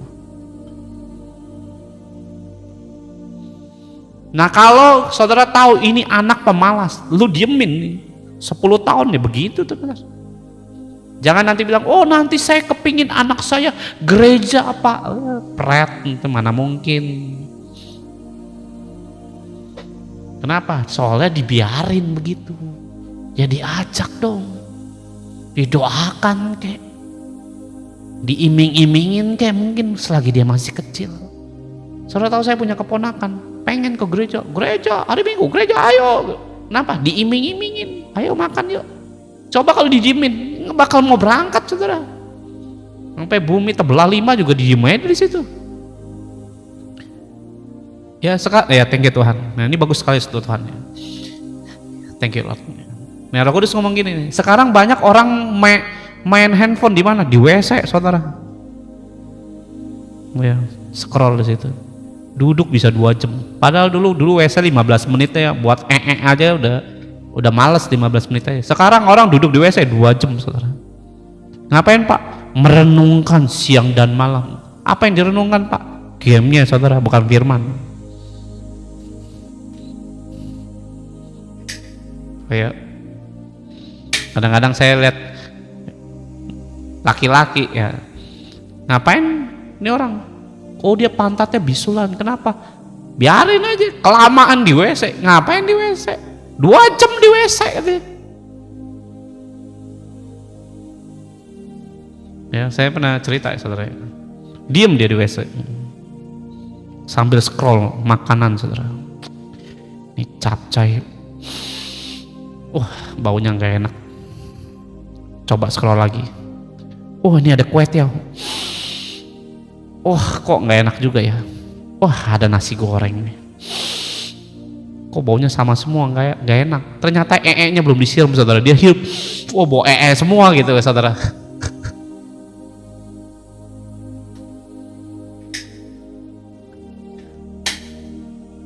Dia cium, kok capcaynya nggak enak ya baunya. Scroll lagi saudara. Ini Fuyung Hai biasanya enak. Enak. Ternyata nya belum disiram saudara. Jadi wanginya sama semua. Ayo. Nah saudara biarkan itu akan jadi masalah. Ribut tuh dalam keluarga. Saudara jangan berpikir bahwa itu nggak bertanggung jawab nanti di hadapan Tuhan. Saudara diem-diem selingkuh, nggak ada orang bikin dosa itu ngomong-ngomong saudara. Nggak ada, diem. Kayak Adam, ngapain? Diem. Memang diem dosa Pak. Lihat Yakobus 4 ayat 17. Ya, Yakobus 4 ayatnya yang ke-17. Jadi jika seorang tahu bagaimana ia harus berbuat baik, tetapi ia tidak melakukannya, saya ulangin. Jadi jika seorang tahu ya berbuat baik tetapi ia tidak melakukannya, ia berdosa. Terima kasih. Dia tahu dia harusnya ngapain? Nggak boleh lu makan. Wawa. Bukan manggil monyet ya, manggil Hawa saudara maksudnya. Nggak boleh lu makan. Ini lagi ular nih, ngomong sembarangan, injek palanya. Mungkin kita sampai hari ini di bumi yang begitu indah sesuai dengan janji Tuhan. Ya, terima kasih. Tapi karena apa? Diem, tahu ini salah, didiemin. Orang ngerokok, kamu diemin, rokok terus. Lama-lama apa? Nge-vape. Ngerokok nggak boleh, vape boleh Pak. Nggak ada ayatnya vape. Ya, di Singapura vape itu dilarang sekarang. Kenapa? Dianggap narkoba. Coba aja cek nge-vape sekarang nih, banyak orang nggak perempuan nggak laki-laki nge-vape. Boleh Pak nge-vape? Ya. Banyak kena kanker stadium 4. Kenapa? Ada partikel kayak besi kecil-kecil itu masuk di paru-paru, kena stadium 4. Ada berapa banyak yang kena, dan itu malah lebih bahaya daripada rokok. Ya apa yang Tuhan ngomongin, ini boleh ini enggak, semua itu kelihatan lu. Kelihatan, tidak ada namanya tidak terbukti. Rokok nggak boleh Pak, ada terbukti banyak yang kena kanker. Kalau ngomongin sisi kesehatan, ya di dalam Roma 14 ayat 12, demikianlah setiap orang di antara kita akan memberi pertanggungjawab tentang dirinya sendiri kepada Allah. Jadi setiap kita, saudara nih, semua akan mempertanggungjawabkan hidup saudara di hadapan Tuhan. Nah saudara namanya diem-diem ya, main dosa, tanggung jawab. Tuhan maha melihat, maha tahu, telanjang hidupmu, tidak ada yang bisa kamu tutupi selain baju pun akan kelihatan. Oh, kamu tukang marah-marah, didiemin nih pemarahmu, lihat itu dosa, ya harus beresin. Saya ada kepahitan Pak, didiemin aja coba, jadi penyakit hidupmu. Kalau jadi penyakit, jadi dosa. Ayo, saya punya saudara. Ini saudara saya sebenarnya orang baik, menurut saya orang baik. Kenapa Pak? Karena setiap Sinci ada sering kasih angpau, saudara. Ini sepupu saya sebenarnya, cuman dia lebih tua dari saya, beda berapa tahun lah. Tapi dia udah kerja dan setiap Imlek dia suka datang. Orangnya baik, enak, diajak ngobrolnya juga enak. Bahkan banyak orang tuh suka dengan dia. Diam-diam ke diskotik main perempuan, saudara. Ya, dan suatu waktu saya nggak tahu dia sudah meninggal. Sampai akhirnya saya tahun 2007 ke Kalimantan dan mama saya bilang, ini mamanya si ini, dibilang sepupu kita yang keponakan mama katanya. Yang ini. Oh, itu si Koko itu. Saya bilang, iya. Loh, kemana? Loh, kalian nggak tahu katanya. Nggak tahu. Kenapa? Meninggal. Loh, masih muda, saudara. Masih muda. Masih di bawah 30 tahun. Meninggal. Kenapa meninggalnya? HIV. Loh, kok bisa? Ternyata di Jakarta diam-diam ke diskotik, ngapain? Main perempuan. Tiap Sabtu, tiap Minggu bolak-balik ganti perempuan. Kena HIV, metong, saudara. Saudara tahu bahwa hidup saudara kadang-kadang gak bisa pulih. Kenapa? Terlalu banyak diam. Saya punya satu lagi nih, manusia aneh. Saya sukanya diem Pak. Ya diem, saya mohon maaf ya sekali lagi ya, saya bukan nuduh saudara ya. Saya bilang gini, kamu tuh diemnya diem bodoh, saya bilang, diem goblok menurut saya. Diemnya itu nggak bisa, saya juga orang diem loh. Tapi saya bukan orang sampai nggak bisa kerja gitu. Saya bukan tipe orang gitu.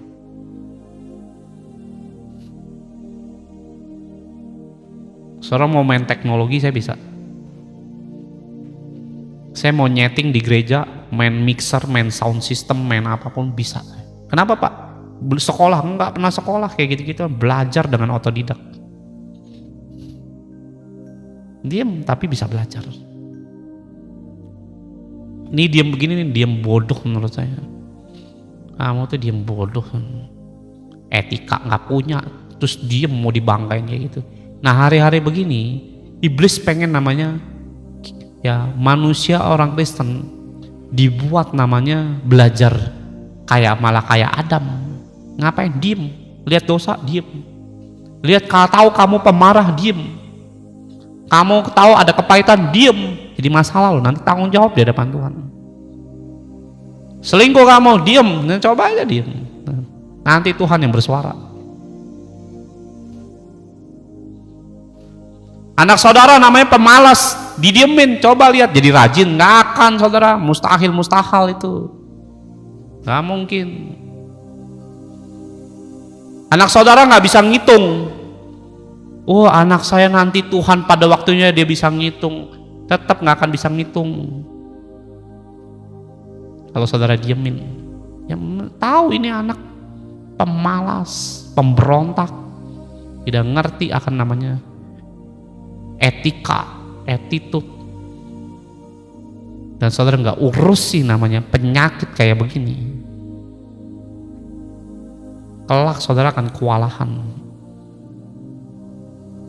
Anak saudara perlu saudara pikirkan. Kalau saudara punya anak, saudara diemin, ya, saudara nggak punya tindakan secara jasmani baik rohani, ya baik jasmani, saudara harus bisa punya namanya touching, ya parentingnya bagaimana untuk ngadepin anak. Nah secara roh kamu berurusan dengan Tuhan. Bagaimana Tuhan akan melakukan yang kamu tidak bisa lakukan. Kamu coba diemin begitu, akan jadi bumerang kelak dalam hidup saudara. Nah kalau dosa dibiarin, saudara akan berpisah dengan Tuhan kelak. Tapi kalau saudara urusi, saya percaya kalau Adam seandainya waktu itu ditanya sama Tuhan, Dam atau manusia, di mana kamu? dan dia coba sujud, ya minta ampun sama Tuhan. Tuhan ampuni aku, saya tahu dia Allah pemurah hati. Tapi apa, Adam ngapain? Ngumpet, bukan ngakuin, sampai ditanya dulu. Nah, harusnya saudara itu belajar namanya apa? Ngakuin pelanggaran kita. Sebab di dalam Efesus 1 ayat yang ke-7, di dalam dia dan oleh darahnya kita memperoleh penebusan. Apa Pak? Yaitu pengampunan dosa menurut kasih karunia, menurut kekayaan kasih karunia. Efesus 1 ayat 7. Ya, di dalam Yohanes 1 Yohanes 1 ayat 9. Dia adalah Tuhan yang adil dan setia. Apabila engkau mengakui dosa, maka dia akan mengampuni, menyucikan kita dari pelanggaran kita. Nah, tahu kalau saudara, oh dulu saya ini penyembah berhala, ngakuin. Oh saya pezina Pak, ayo beresin. Adam di sini ngapain? Nggak buat apa-apa. Saya nggak bukain lagi karena nanti kelamaan. Sebenarnya ayatnya belum selesai sampai ayat 10 ini.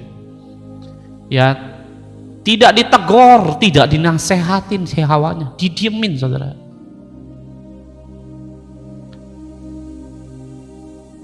Saat saudara tahu firman ini, kelak saudara semua akan bertanggung jawab. Yang tahu akan kena, yang nggak tahu juga sama akan kena.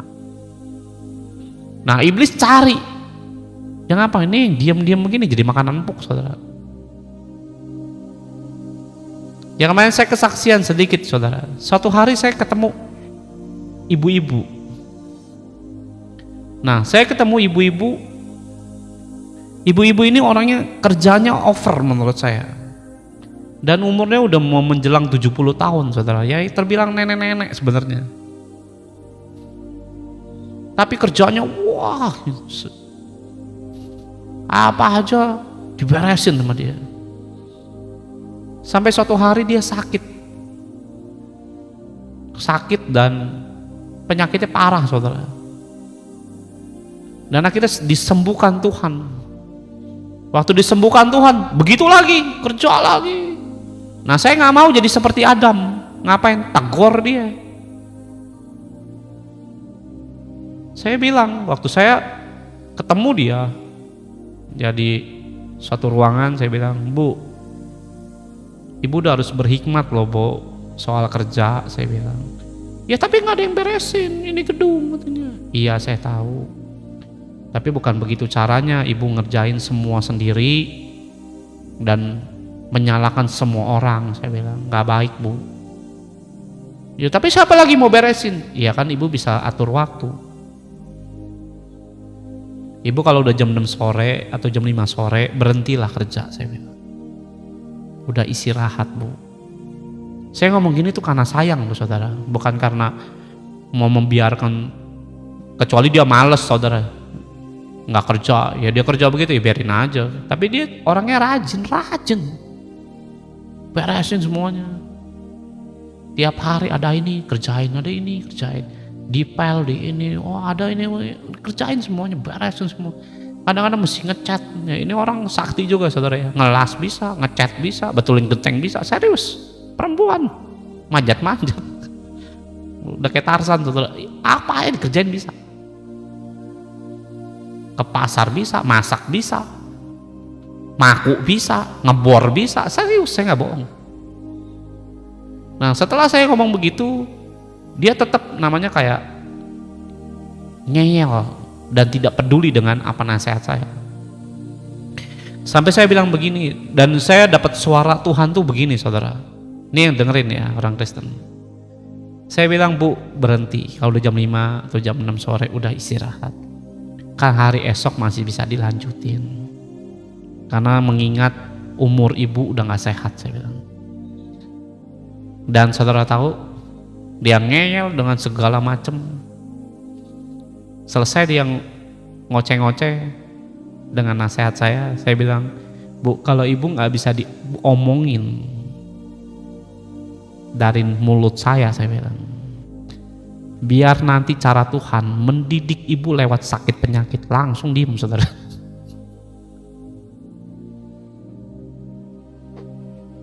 Tuhan gak pernah ngasih kita sakit penyakit. Jadi jangan berpikir, oh kenapa saya sakit jantung, Tuhan izinkan. Bukan. Kamu dilahirkan dengan jantung yang sehat, cara hidupmu yang gak sehat. Oh kenapa Tuhan izinkan saya kena ginjal? Kamu lahir dengan ginjal yang sangat sempurna. Gak ada Tuhan, tolong nih kasih misalnya ini ada namanya Pak Tony. Tolong kasih kehidupan Pak Tony ginjal yang second aja, second yang ya 30%, nggak ada saudara, semuanya 100% dan baru.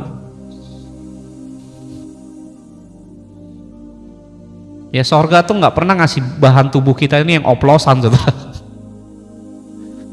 Ya tolong kasih Ibu Nana paru-parunya yang bekas saya tuh, itu bekas orang yang kemarin mati tuh, kasih ke dia aja. Nggak ada saudara. Tuhan kasih kita tuh semua yang baru dan berfungsi dengan baik dan tanpa gagal. Ada amin saudara. Nah tapi dengan pertumbuhan namanya kehidupan, nah kamu buat apa? Cara makan, cara minum, kegiatan segala macam. Nah waktu ibu ini bilang, oh tapi ini begini, saya bilang, kalau ibu nggak bisa dengar nasihat, saya tahu orang ini nggak bisa dinasehatin. Saya bilang, kalau ibu nggak bisa dinasehatin, saya bilang, penyakit akan didik kamu. Saya bilang, langsung tak tinggal pergi saudara.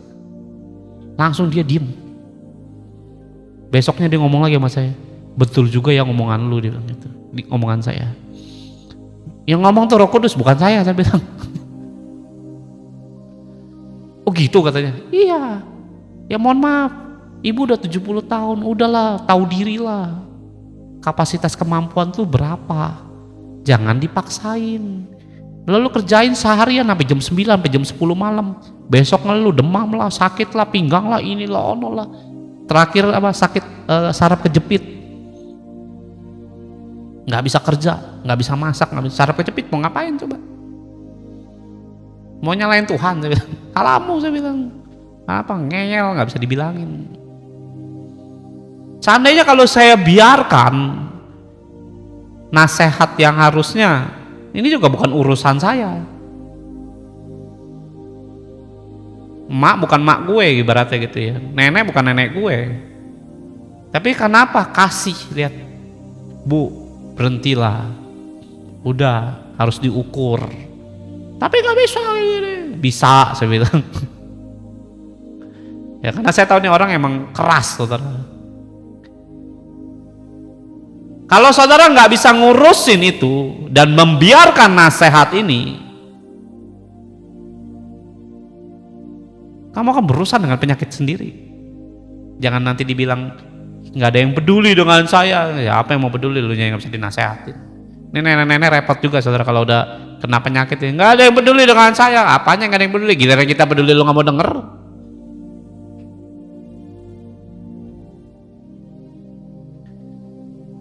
Artinya gini saudara, setiap kita yang mengasihi Yesus, Yesus pasti mengasihi kita.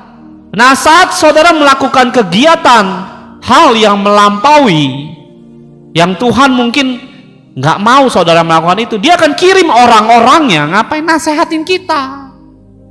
Lu jangan gini tuh, nanti dosa mati kamu, nanti kamu kerja berlebihan penyakit. Jangan ngerokok, nanti kamu bermasalah. Artinya Tuhan sayang, lewat orang-orang di sekitar kita inilah Tuhan pakai untuk ngapain nasehatin kita. Sebabnya Yesus mengasihi saudara, bukan saya. Kalau saya mah peduli amat. Lu mau penyakit, mau mati hari ini pun juga nggak ada urusan dengan saya. Kaki gua bukan, tangan gua bukan, duit gua bukan, kan gitu. Ya artinya siapa? Ada satu pribadi yang bernama Yesus punya kasih, lewat saya nasehatin. Pada dasar itu siapa? Yesus mengasihi saudara dan saya. Amin saudara. Nah kalau saudara udah dinasehatin, ayo lo jaga sikap. Lo kenapa? Karena Tuhan sayang, pengen memberkati kamu. Dengan sikapmu yang jelek begini, ini jadi masalah. Amin saudara. Kalau saudara masa bodoh dengan semua nasihat itu akan jadi sangat yang mengerikan dalam hidup saudara. Nah dengar baik saudara, yang membereskan itu adalah saudara. Andainya Adam namanya berbicara, Hawa, jangan lo makan, dengerin firman Tuhan. Kalau firman Tuhan bilang jangan sentuh atau jangan makan, ya jangan makan. Andai Adam ngomong begitu, nggak akan kayak begini, saudara. Tapi Adam biarkan jadi dosa yang bertubi-tubi dan berkepanjangan sampai hari ini. Artinya kalau saudara diem melihat sesuatu yang salah dan saudara nggak beresin permasalahan tersebut, saudara akan namanya hidup dengan dosa, saudara. Ya, jadi yang beresin bukan Tuhan, tapi diri kita. Tuhan cuma mengingatkan melalui firman-Nya. Suatu hari saya bersihin rumah ini, saya nyapu, saya ngepel, dan Tuhan tuh ngomong begini, saudara, kamu dipercaya rumah, kamulah yang bersihin. Nggak mungkin kan kita percaya rumah, Yesus mengasihi kita, amin. Tapi nggak pernah tuh Yesus nyapuin rumah kita. Bukan beralasan dia nggak mengasihi kita dengan cara begitu. Yang bersihin rumah itu siapa? Ya kita tugasnya. Lihat kotor ya bersihin. Lihat oh ini belum dipel ya dipel. Yang bersihin siapa? Ya kita. Masa tuh suruh Tuhan. Yesus, sus, tolong pelin itu kotor tuh. Sus, tolong ambilin sendok. Kurang ajar, saudara, itu bukan Tuhan, pembantu, saudara. Nah kalau kotor semua di dalam hati saudara, yang beresin siapa? Ya kamu. Yang kamu nggak sanggup, Tuhan yang berkati. Dosa masa bodoh banyak sekarang terjadi. Jangan saudara berpikir bahwa itu saudara akan bebas dari tanggung jawab. Saudara punya pernikahan, tanggung jawablah pernikahanmu. Saudara punya namanya anak, tanggung jawab atas anak yang diberikan, dikaruniakan dalam hidup saudara. Saudara punya pelayanan, tanggung jawab, jangan datang terlambat. Saudara sebagai jemaat, sebagai orang Kristen punya tanggung jawab. Jangan namanya, ada gue mau gereja sono, gereja sini. Nah saya juga dengar nih, ini kalau pendetanya ini sepi, pendetanya ini rame. Ini jemaatnya kadang-kadang haleluya, saudara. Nyari pendeta bukan nyari Tuhan. Nah kelak semua apa yang kamu dengar dari pendeta yang rame atau pendeta yang sepi, dari pendeta yang bagus atau yang menurut saudara tidak bagus, kamu semua akan tanggung jawab. Dan kamu biarkan firman itu tanpa namanya saudara punya respon, saudara tidak akan namanya hidup lepas dari tanggung jawab. Semuanya kita akan kena masing-masing. Ya, jadi jangan saudara berpikir bahwa nggak perlu kita nginjil, nggak perlu kita namanya mendoakan orang, nggak bisa, saudara. Ya di dalam Matius pasal 25 ayat 24 sampai 26, saudara baca sendiri di rumah. Ada 3 orang dikasih 5 talenta, 2 talenta, 1 talenta.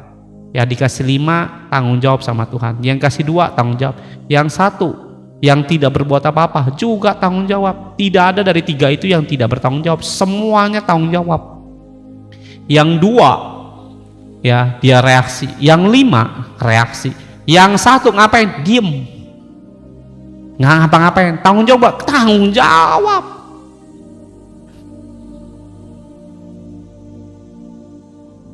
Ya di dalam Matius 25 ayat 26, maka jawab tuannya itu, maksudnya siapa? Yesus. Hai kamu hamba yang jahat dan malas. Jadi kalau saudara lihat bahwa jahat, malas di mata Tuhan, artinya apa? Berdosa. Nah saudara harus beresi. Ada amin, saudara. Saudara bermasalah dengan stres, ya beresi. Di dalam Tuhan gimana Pak? Ya cari Tuhannya. Doa dulu, nanti Tuhan akan bantu saudara. Pas saya punya kepahitan, ya beresi, kamu diemin kepahitannya ke neraka, nggak ada ke sorga. Pas saya bangkrut, beresin. Saya punya masalah Pak, ya beresin. Masalahmu apa? Jangan berpikir, oh nanti Tuhan tolong, nggak bisa begitu, beresin semua. Ya tanpa namanya saudara datang di hadapan Tuhan, gimana Tuhan mau tolong? Kamu harus datang dulu ke rumahnya Tuhan. Pak saya pengen urapan Tuhan. Iya, kembangkan dan jadikan sesuatu. Tidak bisa didiemin. Urapan bisa bocor. Kita semua dikasih sesuatu sama Tuhan. Nah saudara harus tahu, kita akan bertanggung jawab semua hal-hal tersebut. Allah itu baik loh. Waktu Adam dan Hawa jatuh dalam dosa, Tuhan datang loh. Ibaratnya dia menawarkan diri. Sebenarnya kan kapan sih Tuhan datang, nggak ada yang tahu. Tuhan nggak bilang nanti 1 minggu lagi gue datang, ya nggak ada. Tuhan ayatnya nggak ada yang ngomong begitu. Waktu Adam dan Hawa makan buah itu dan dia jatuh dalam dosa, lihat Allah nggak membiarkan Adam dan Hawa sendiri, dia datang. Nggak ada ayatnya bilang nanti setiap hari Sabat Tuhan akan datang, nggak ada saudara. Tiba-tiba datang, kapan aja dia bisa nggak datang, kapan aja dia bisa datang. Tapi waktu dia jatuh muncul. Apa itu kebetulan? Nggak ada. Saya melihat Tuhan itu mau saudara perlu tanggung jawab atas semua kesalahan kita. Andai Adam dan Hawa mengakui dosa, bukan saling tuduh, salah dia nih si Hawa. Sebenarnya kan Adam mau nyalainnya siapa? Allah. Lu kok nyalain Allah Pak? Kan dia bilang perempuan yang kau taruh di sisiku, dialah yang nyalain Tuhan tuh sebenarnya. Lo yang ngasih perempuan itu ke sebelah gue, kan gitu kata kasarnya. Mau nuding Tuhan sebenarnya. Ya. Dan saudara kalau lihat di zaman sekarang kita hidup sebagai kekristenan, kalau saudara perhatikan, kalau kita kena masalah, seringkali kita bisa marah sama Tuhan. Tuhan, kenapa kayak begini keadaanku? Nggak beda. Itu yang membuat Allah itu kadang-kadang gemes lihat Adam. Kenapa lu nyalain gue? Kan dikasih firman, suruh jaga. Kenapa lu makan? Waktu ditanya, di mana engkau manusia? Ngumpet. Karena aku malu, telanjang. Lu siapa yang ngasih tahu? Dan Alkitab mencatat Allah menyiapkan pakaian walaupun dari daun. Allah itu murah hati, masih mikirin Adam telanjang dikasih pakaian. Kalau saudara hidup dalam namanya kesendirian hari-hari ini, saudara tuh nggak sendiri. Ya, jumpai alam, jumpai Tuhanmu. Dia akan berjalan dengan saudara untuk menyelesaikan apa yang saudara harus selesaikan. Seringkali kalau saudara kena hutang, kita ini bisa kabur. Kamu bebas kabur, tapi nggak bisa di pandangan Tuhan. Semakin kamu kabur, semakin masalah itu nggak selesai. Kamu biarkan masalah itu berlarut-larut, berlama-lama, itu makin jadi dosa. Kalau saudara tahu, wah saya kena utang, tanggung jawablah, jangan dibiarkan, ngadepin. Nanti saya dimarah-marahin Pak, biarinlah. Daripada kamu dimarahin Tuhan, mendingan dimarahin manusia. Tapi saya percaya waktu saudara ngadapin dengan tanggung jawab, kamu akan diberkati Tuhan. Pak saya pemarah Pak, ya datang di hadapan Tuhan, jangan biarkan itu. Tahu, oh ini bisa bikin saya marah nih, kejadian A, kejadian B, kejadian C. Saudara harus tahu, tinggal tenang. Kemarin saya nyari kos-kosan buat Ade Rohani, nanti yang datang dari Kalimantan. Dan saudara tahu, saya nyari kos-kosan itu masuk ke gang-gang sempit bawa mobil, dan itu sangat menjengkelkan saya. Bukan karena nyari kosannya, karena ngelihat kejadian ini, waduh ini saya nyari, dimintain tolong buat ayo temenin nyari kosan. Saya mau, bukan nggak mau. Tapi lihat dalam perjalanan, ya, dan saya lupa satu prediksi saya gitu. Saya lupa kalau daerah selatan ini jalanannya sempit-sempit. Bawa mobil, wah itu haleluya saudara. Dan dalam keadaan yang dimana mobil sembarangan, motor sembarangan, orang nyebrang sembarangan, dan hampir nabrak berkali-kali pada hari itu. Dan emosi saya keganggu saudara, emosional saya keganggu. Dan waktu udah menjelang sore, malam, saya bilang sama istri saya, yuk kita udah keluar dari sini. Saya bilang, kenapa? Karena saya udah tahu nih, ini kalau diterusin bisa ngamuk saya nih, bisa marah-marah saya yang ada. Nah saya harus cari tempat di mana ngademin hati saya. Akhirnya saya ke mall, duduk, makan, dingin kan saudara, sambil ASEAN, sambil cari makan, minum, karena udah kelaparan juga. Nah waktu makan, minum semua kan udah mulai turun semua, bisa tenang, bisa terkontrol kembali. Nah kenapa? Karena kalau saya nggak mengatasi itu, ngamuk saya, yang ada saya dosa, marah-marah pasti. Dan saya lebih cepet, ayo kita cari. Dan di jalanan macet, mesti diputer jauh, itu hari sangat menjengkelkan saya sebenarnya. Tapi untungnya ya, saya berpikir bahwa semua itu bisa terkendali karena saya percaya itu Tuhan lah. Dan sampainya saya di mall, keluar dari mall itu suasana hati saya berbeda dengan awal masuk dengan waktu saya keluar, berbeda. Ya pas keluar gimana? Wah, udah bisa diajak ngobrol, tenang, lebih comfort lah, lebih enak deh. Ya, saudara harus bisa mengatasi. Kalau diterusin, saudara nggak mengatasi emosionalmu, kamu kan marah-marah. Betul apa betul? Nah, pikirlah itu semua. Jangan berpikir, oh nanti Tuhan berkatin, nggak bisa. Kamu kadang-kadang bisa ngatasin dan Tuhan nggak memberikan apa-apa.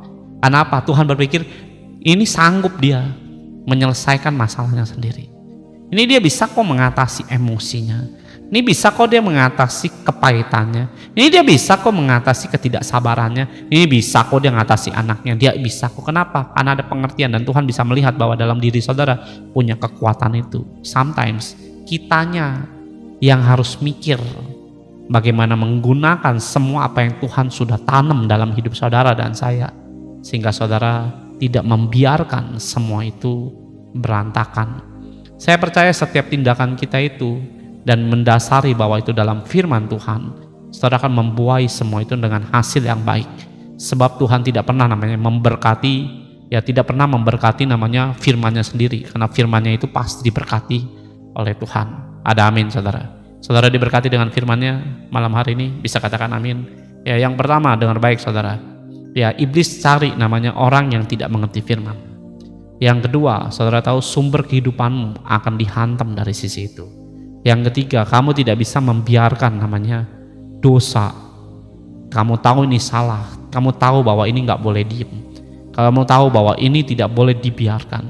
Dan saudara biarkan, itu akan justru merusak kehidupan rohani saudara sendiri, baik ekonomi, baik rumah tangga. Nah, saudara harus tahu semua itu harus namanya diatur. Lihat ada yang salah, saudara harus bisa bicara, menindak, dan memutuskan dengan tepat. Karena firman Tuhan mengajar kita dalam banyak hal. Rasanya 3 ini cukup buat kita belajar malam hari ini, supaya kita ini jangan jadi manusia masa bodoh.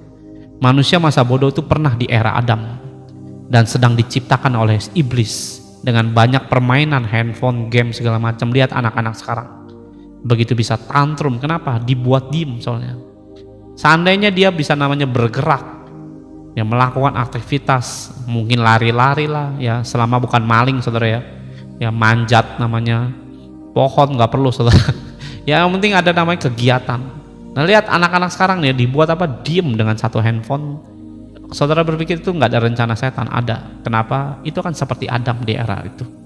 Ya jadi pada zaman pertama bumi diciptakan, setan bisa melakukan itu.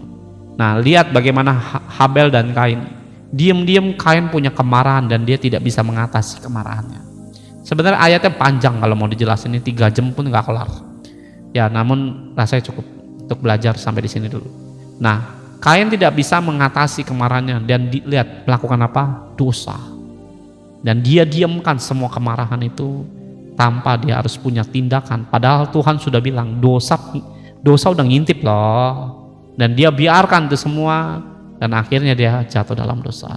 Nah saya percaya bahwa kita malam hari ini belajar sesuatu untuk saudara bisa melakukan, punya hal yang dimana hikmat Tuhan untuk melakukan keputusan-keputusan, pembicaraan-pembicaraan, kehidupan demi kehidupan yang tepat seperti yang firman Tuhan katakan. Pak saya pengen rumah tangga saya damai, ayo belajar namanya komunikasi. Saya juga orang yang sulit berkomunikasi. Saya bukan terlahir dengan seperti sekarang ini ya langsung bisa bicara. Ya saya itu orang yang sangat mengerikan lah kalau saudara tahu manusia lama saya. Nah saya berubah seiring namanya melihat bahwa ini nggak baik, saya harus berubah. Wah ini nggak boleh lagi terjadi dalam hidup saya. Itu semua saya ambil tindakan demi tindakan. Saya tahu sampai hari ini juga saya tidak sempurna, namun saya jauh lebih baik daripada hari kemarin. Sebab saya juga tahu bahwa ini nggak boleh dibiarkan terlalu lama. Jadi orang introvert itu bukan kesukaan Tuhan, tapi iblislah dibalik namanya introvert itu. Saudara harus tahu bahwa ada waktunya kita bicara, ada waktunya kita diam. Ada waktunya saudara memutuskan, ada waktunya kita membiarkan itu semua terjadi. Ada namanya waktunya kita namanya berlari ke Tuhan, ada waktunya kita ngurusin namanya hidup manusia. Ada waktunya kita berdoa di hadapan Tuhan, ada waktunya kita bertindak dengan hasil kita doakan apapun yang menjadi doa saudara. Ada amin saudara. Biarlah firman Tuhan ini membuka pikiran saudara dan saya. Jadi jangan saudara berpikir bahwa Tuhan nanti akan melakukan semuanya buat kita. Dia akan bertarung buat kita diem aja. Nggak ada. Musa udah sampai bertindak. Ya, kalau jangan berpikir ayat Keluaran 14 ayat 14 itu kita diem aja nanti Tuhan yang bertindak. Nggak ada saudara. Musa udah melakukan semua aktivitas yang dia bisa lakukan. Nah, kenapa Tuhan ngasih bilang lu diem aja? Kenapa? Dia sudah mentok. Dia sudah bertindak apa yang sebatas kemampuan dia. Musa udah melakukan semua yang dia lakukan sebisa-bisanya dia. Tapi menghadapi laut itu bukan manusia, harus Tuhan. Makanya Tuhan bilang lu diem, tak kerjakan apa yang kamu nggak bisa. Nah, jadi diem di sini bukan berarti saudara nungguin Tuhan. Kapan Tuhan berkat saya? Ya sampai bulan jatuh nggak akan saudara lihat berkat Tuhan. Sebab ada tindakan yang harus kamu lakukan di sisi yang dimana kamu tidak mampu. Disitulah Tuhan bekerja bagi hidup saudara dan saya. Ada amin saudara. Nah saat ini saudara kalau yang rindu memberikan persembahan sekali lagi melalui ibadah ini saudara bisa memberkati. Yuk kita berdoa. Tuhan terima kasih Roh Kudus, biarlah firman-Mu malam hari ini, biarlah kami membuka Bapa pikiran kami. Iblis cari orang yang tidak mengerti firman untuk mengacau dan mengecau Tuhan. Karena Hawa adalah sumber kehidupan, thank you Lord. Dan saat sumber kehidupan dihantam, keluargamu akan berantakan. Sebab iblis bukan mencari semata-mata yang ringan, tapi yang mencari mata air, yang dimana dia pengen tutup semua mata air itu supaya kehidupan manusia tidak bisa diselamatkan. Saya berdoa Tuhan dalam nama Yesus, aku patahkan kuasanya dalam nama Yesus. Kami berdoa Bapa dengan kuasa nama Yesus saat ini ya Tuhan, tutup bungkus Bapa semua sumber mata air kami Bapa yang datang dari sorga. Biar sumber kehidupan kami ya Tuhan yang dari sorga saat ini Bapa terproteksi ya Tuhan. Baik kesehatan kami ranama kono nama sikara patakaraba. Kami berkatakan Bapa iblis tidak berkuasa atas tubuh, jiwa dan roh kami. Termantrailah dengan darah Yesus, dan biar kesehatan kami malam hari ini disembuhkan yang sakit, dan biarlah Bapa yang mengalami luka batin ya Tuhan, Engkau perbaharui jiwanya ya Tuhan dalam nama Yesus. Kami minta proteksi ilahi-Mu ya Tuhan, sehingga sumber kehidupan kami tidak rusak, dan biarlah Bapa senantiasa kami perbarui. Biarlah kami bukan jadi manusia Bapa seperti patung ya Tuhan, yang berdiam diri Bapa tanpa mengerti akan firman-Mu. Ranama keha nama syukur ranama takarapa. Mari Roh Kudus dalam nama Yesus kami berdoa Tuhan, biarlah Bapa kuasa Tuhan menaungi kami melalui firman ini ya Tuhan. Kami bertindak dan melalui firman-Mu ya Tuhan kami Bapa memuji nama Yesus. Terima kasih Roh Kudus, dalam nama Yesus Bapa kami berdoa dan mengucap syukur. Semua yang percaya katakan amin, amin dan amin. Tuhan Yesus memberkati.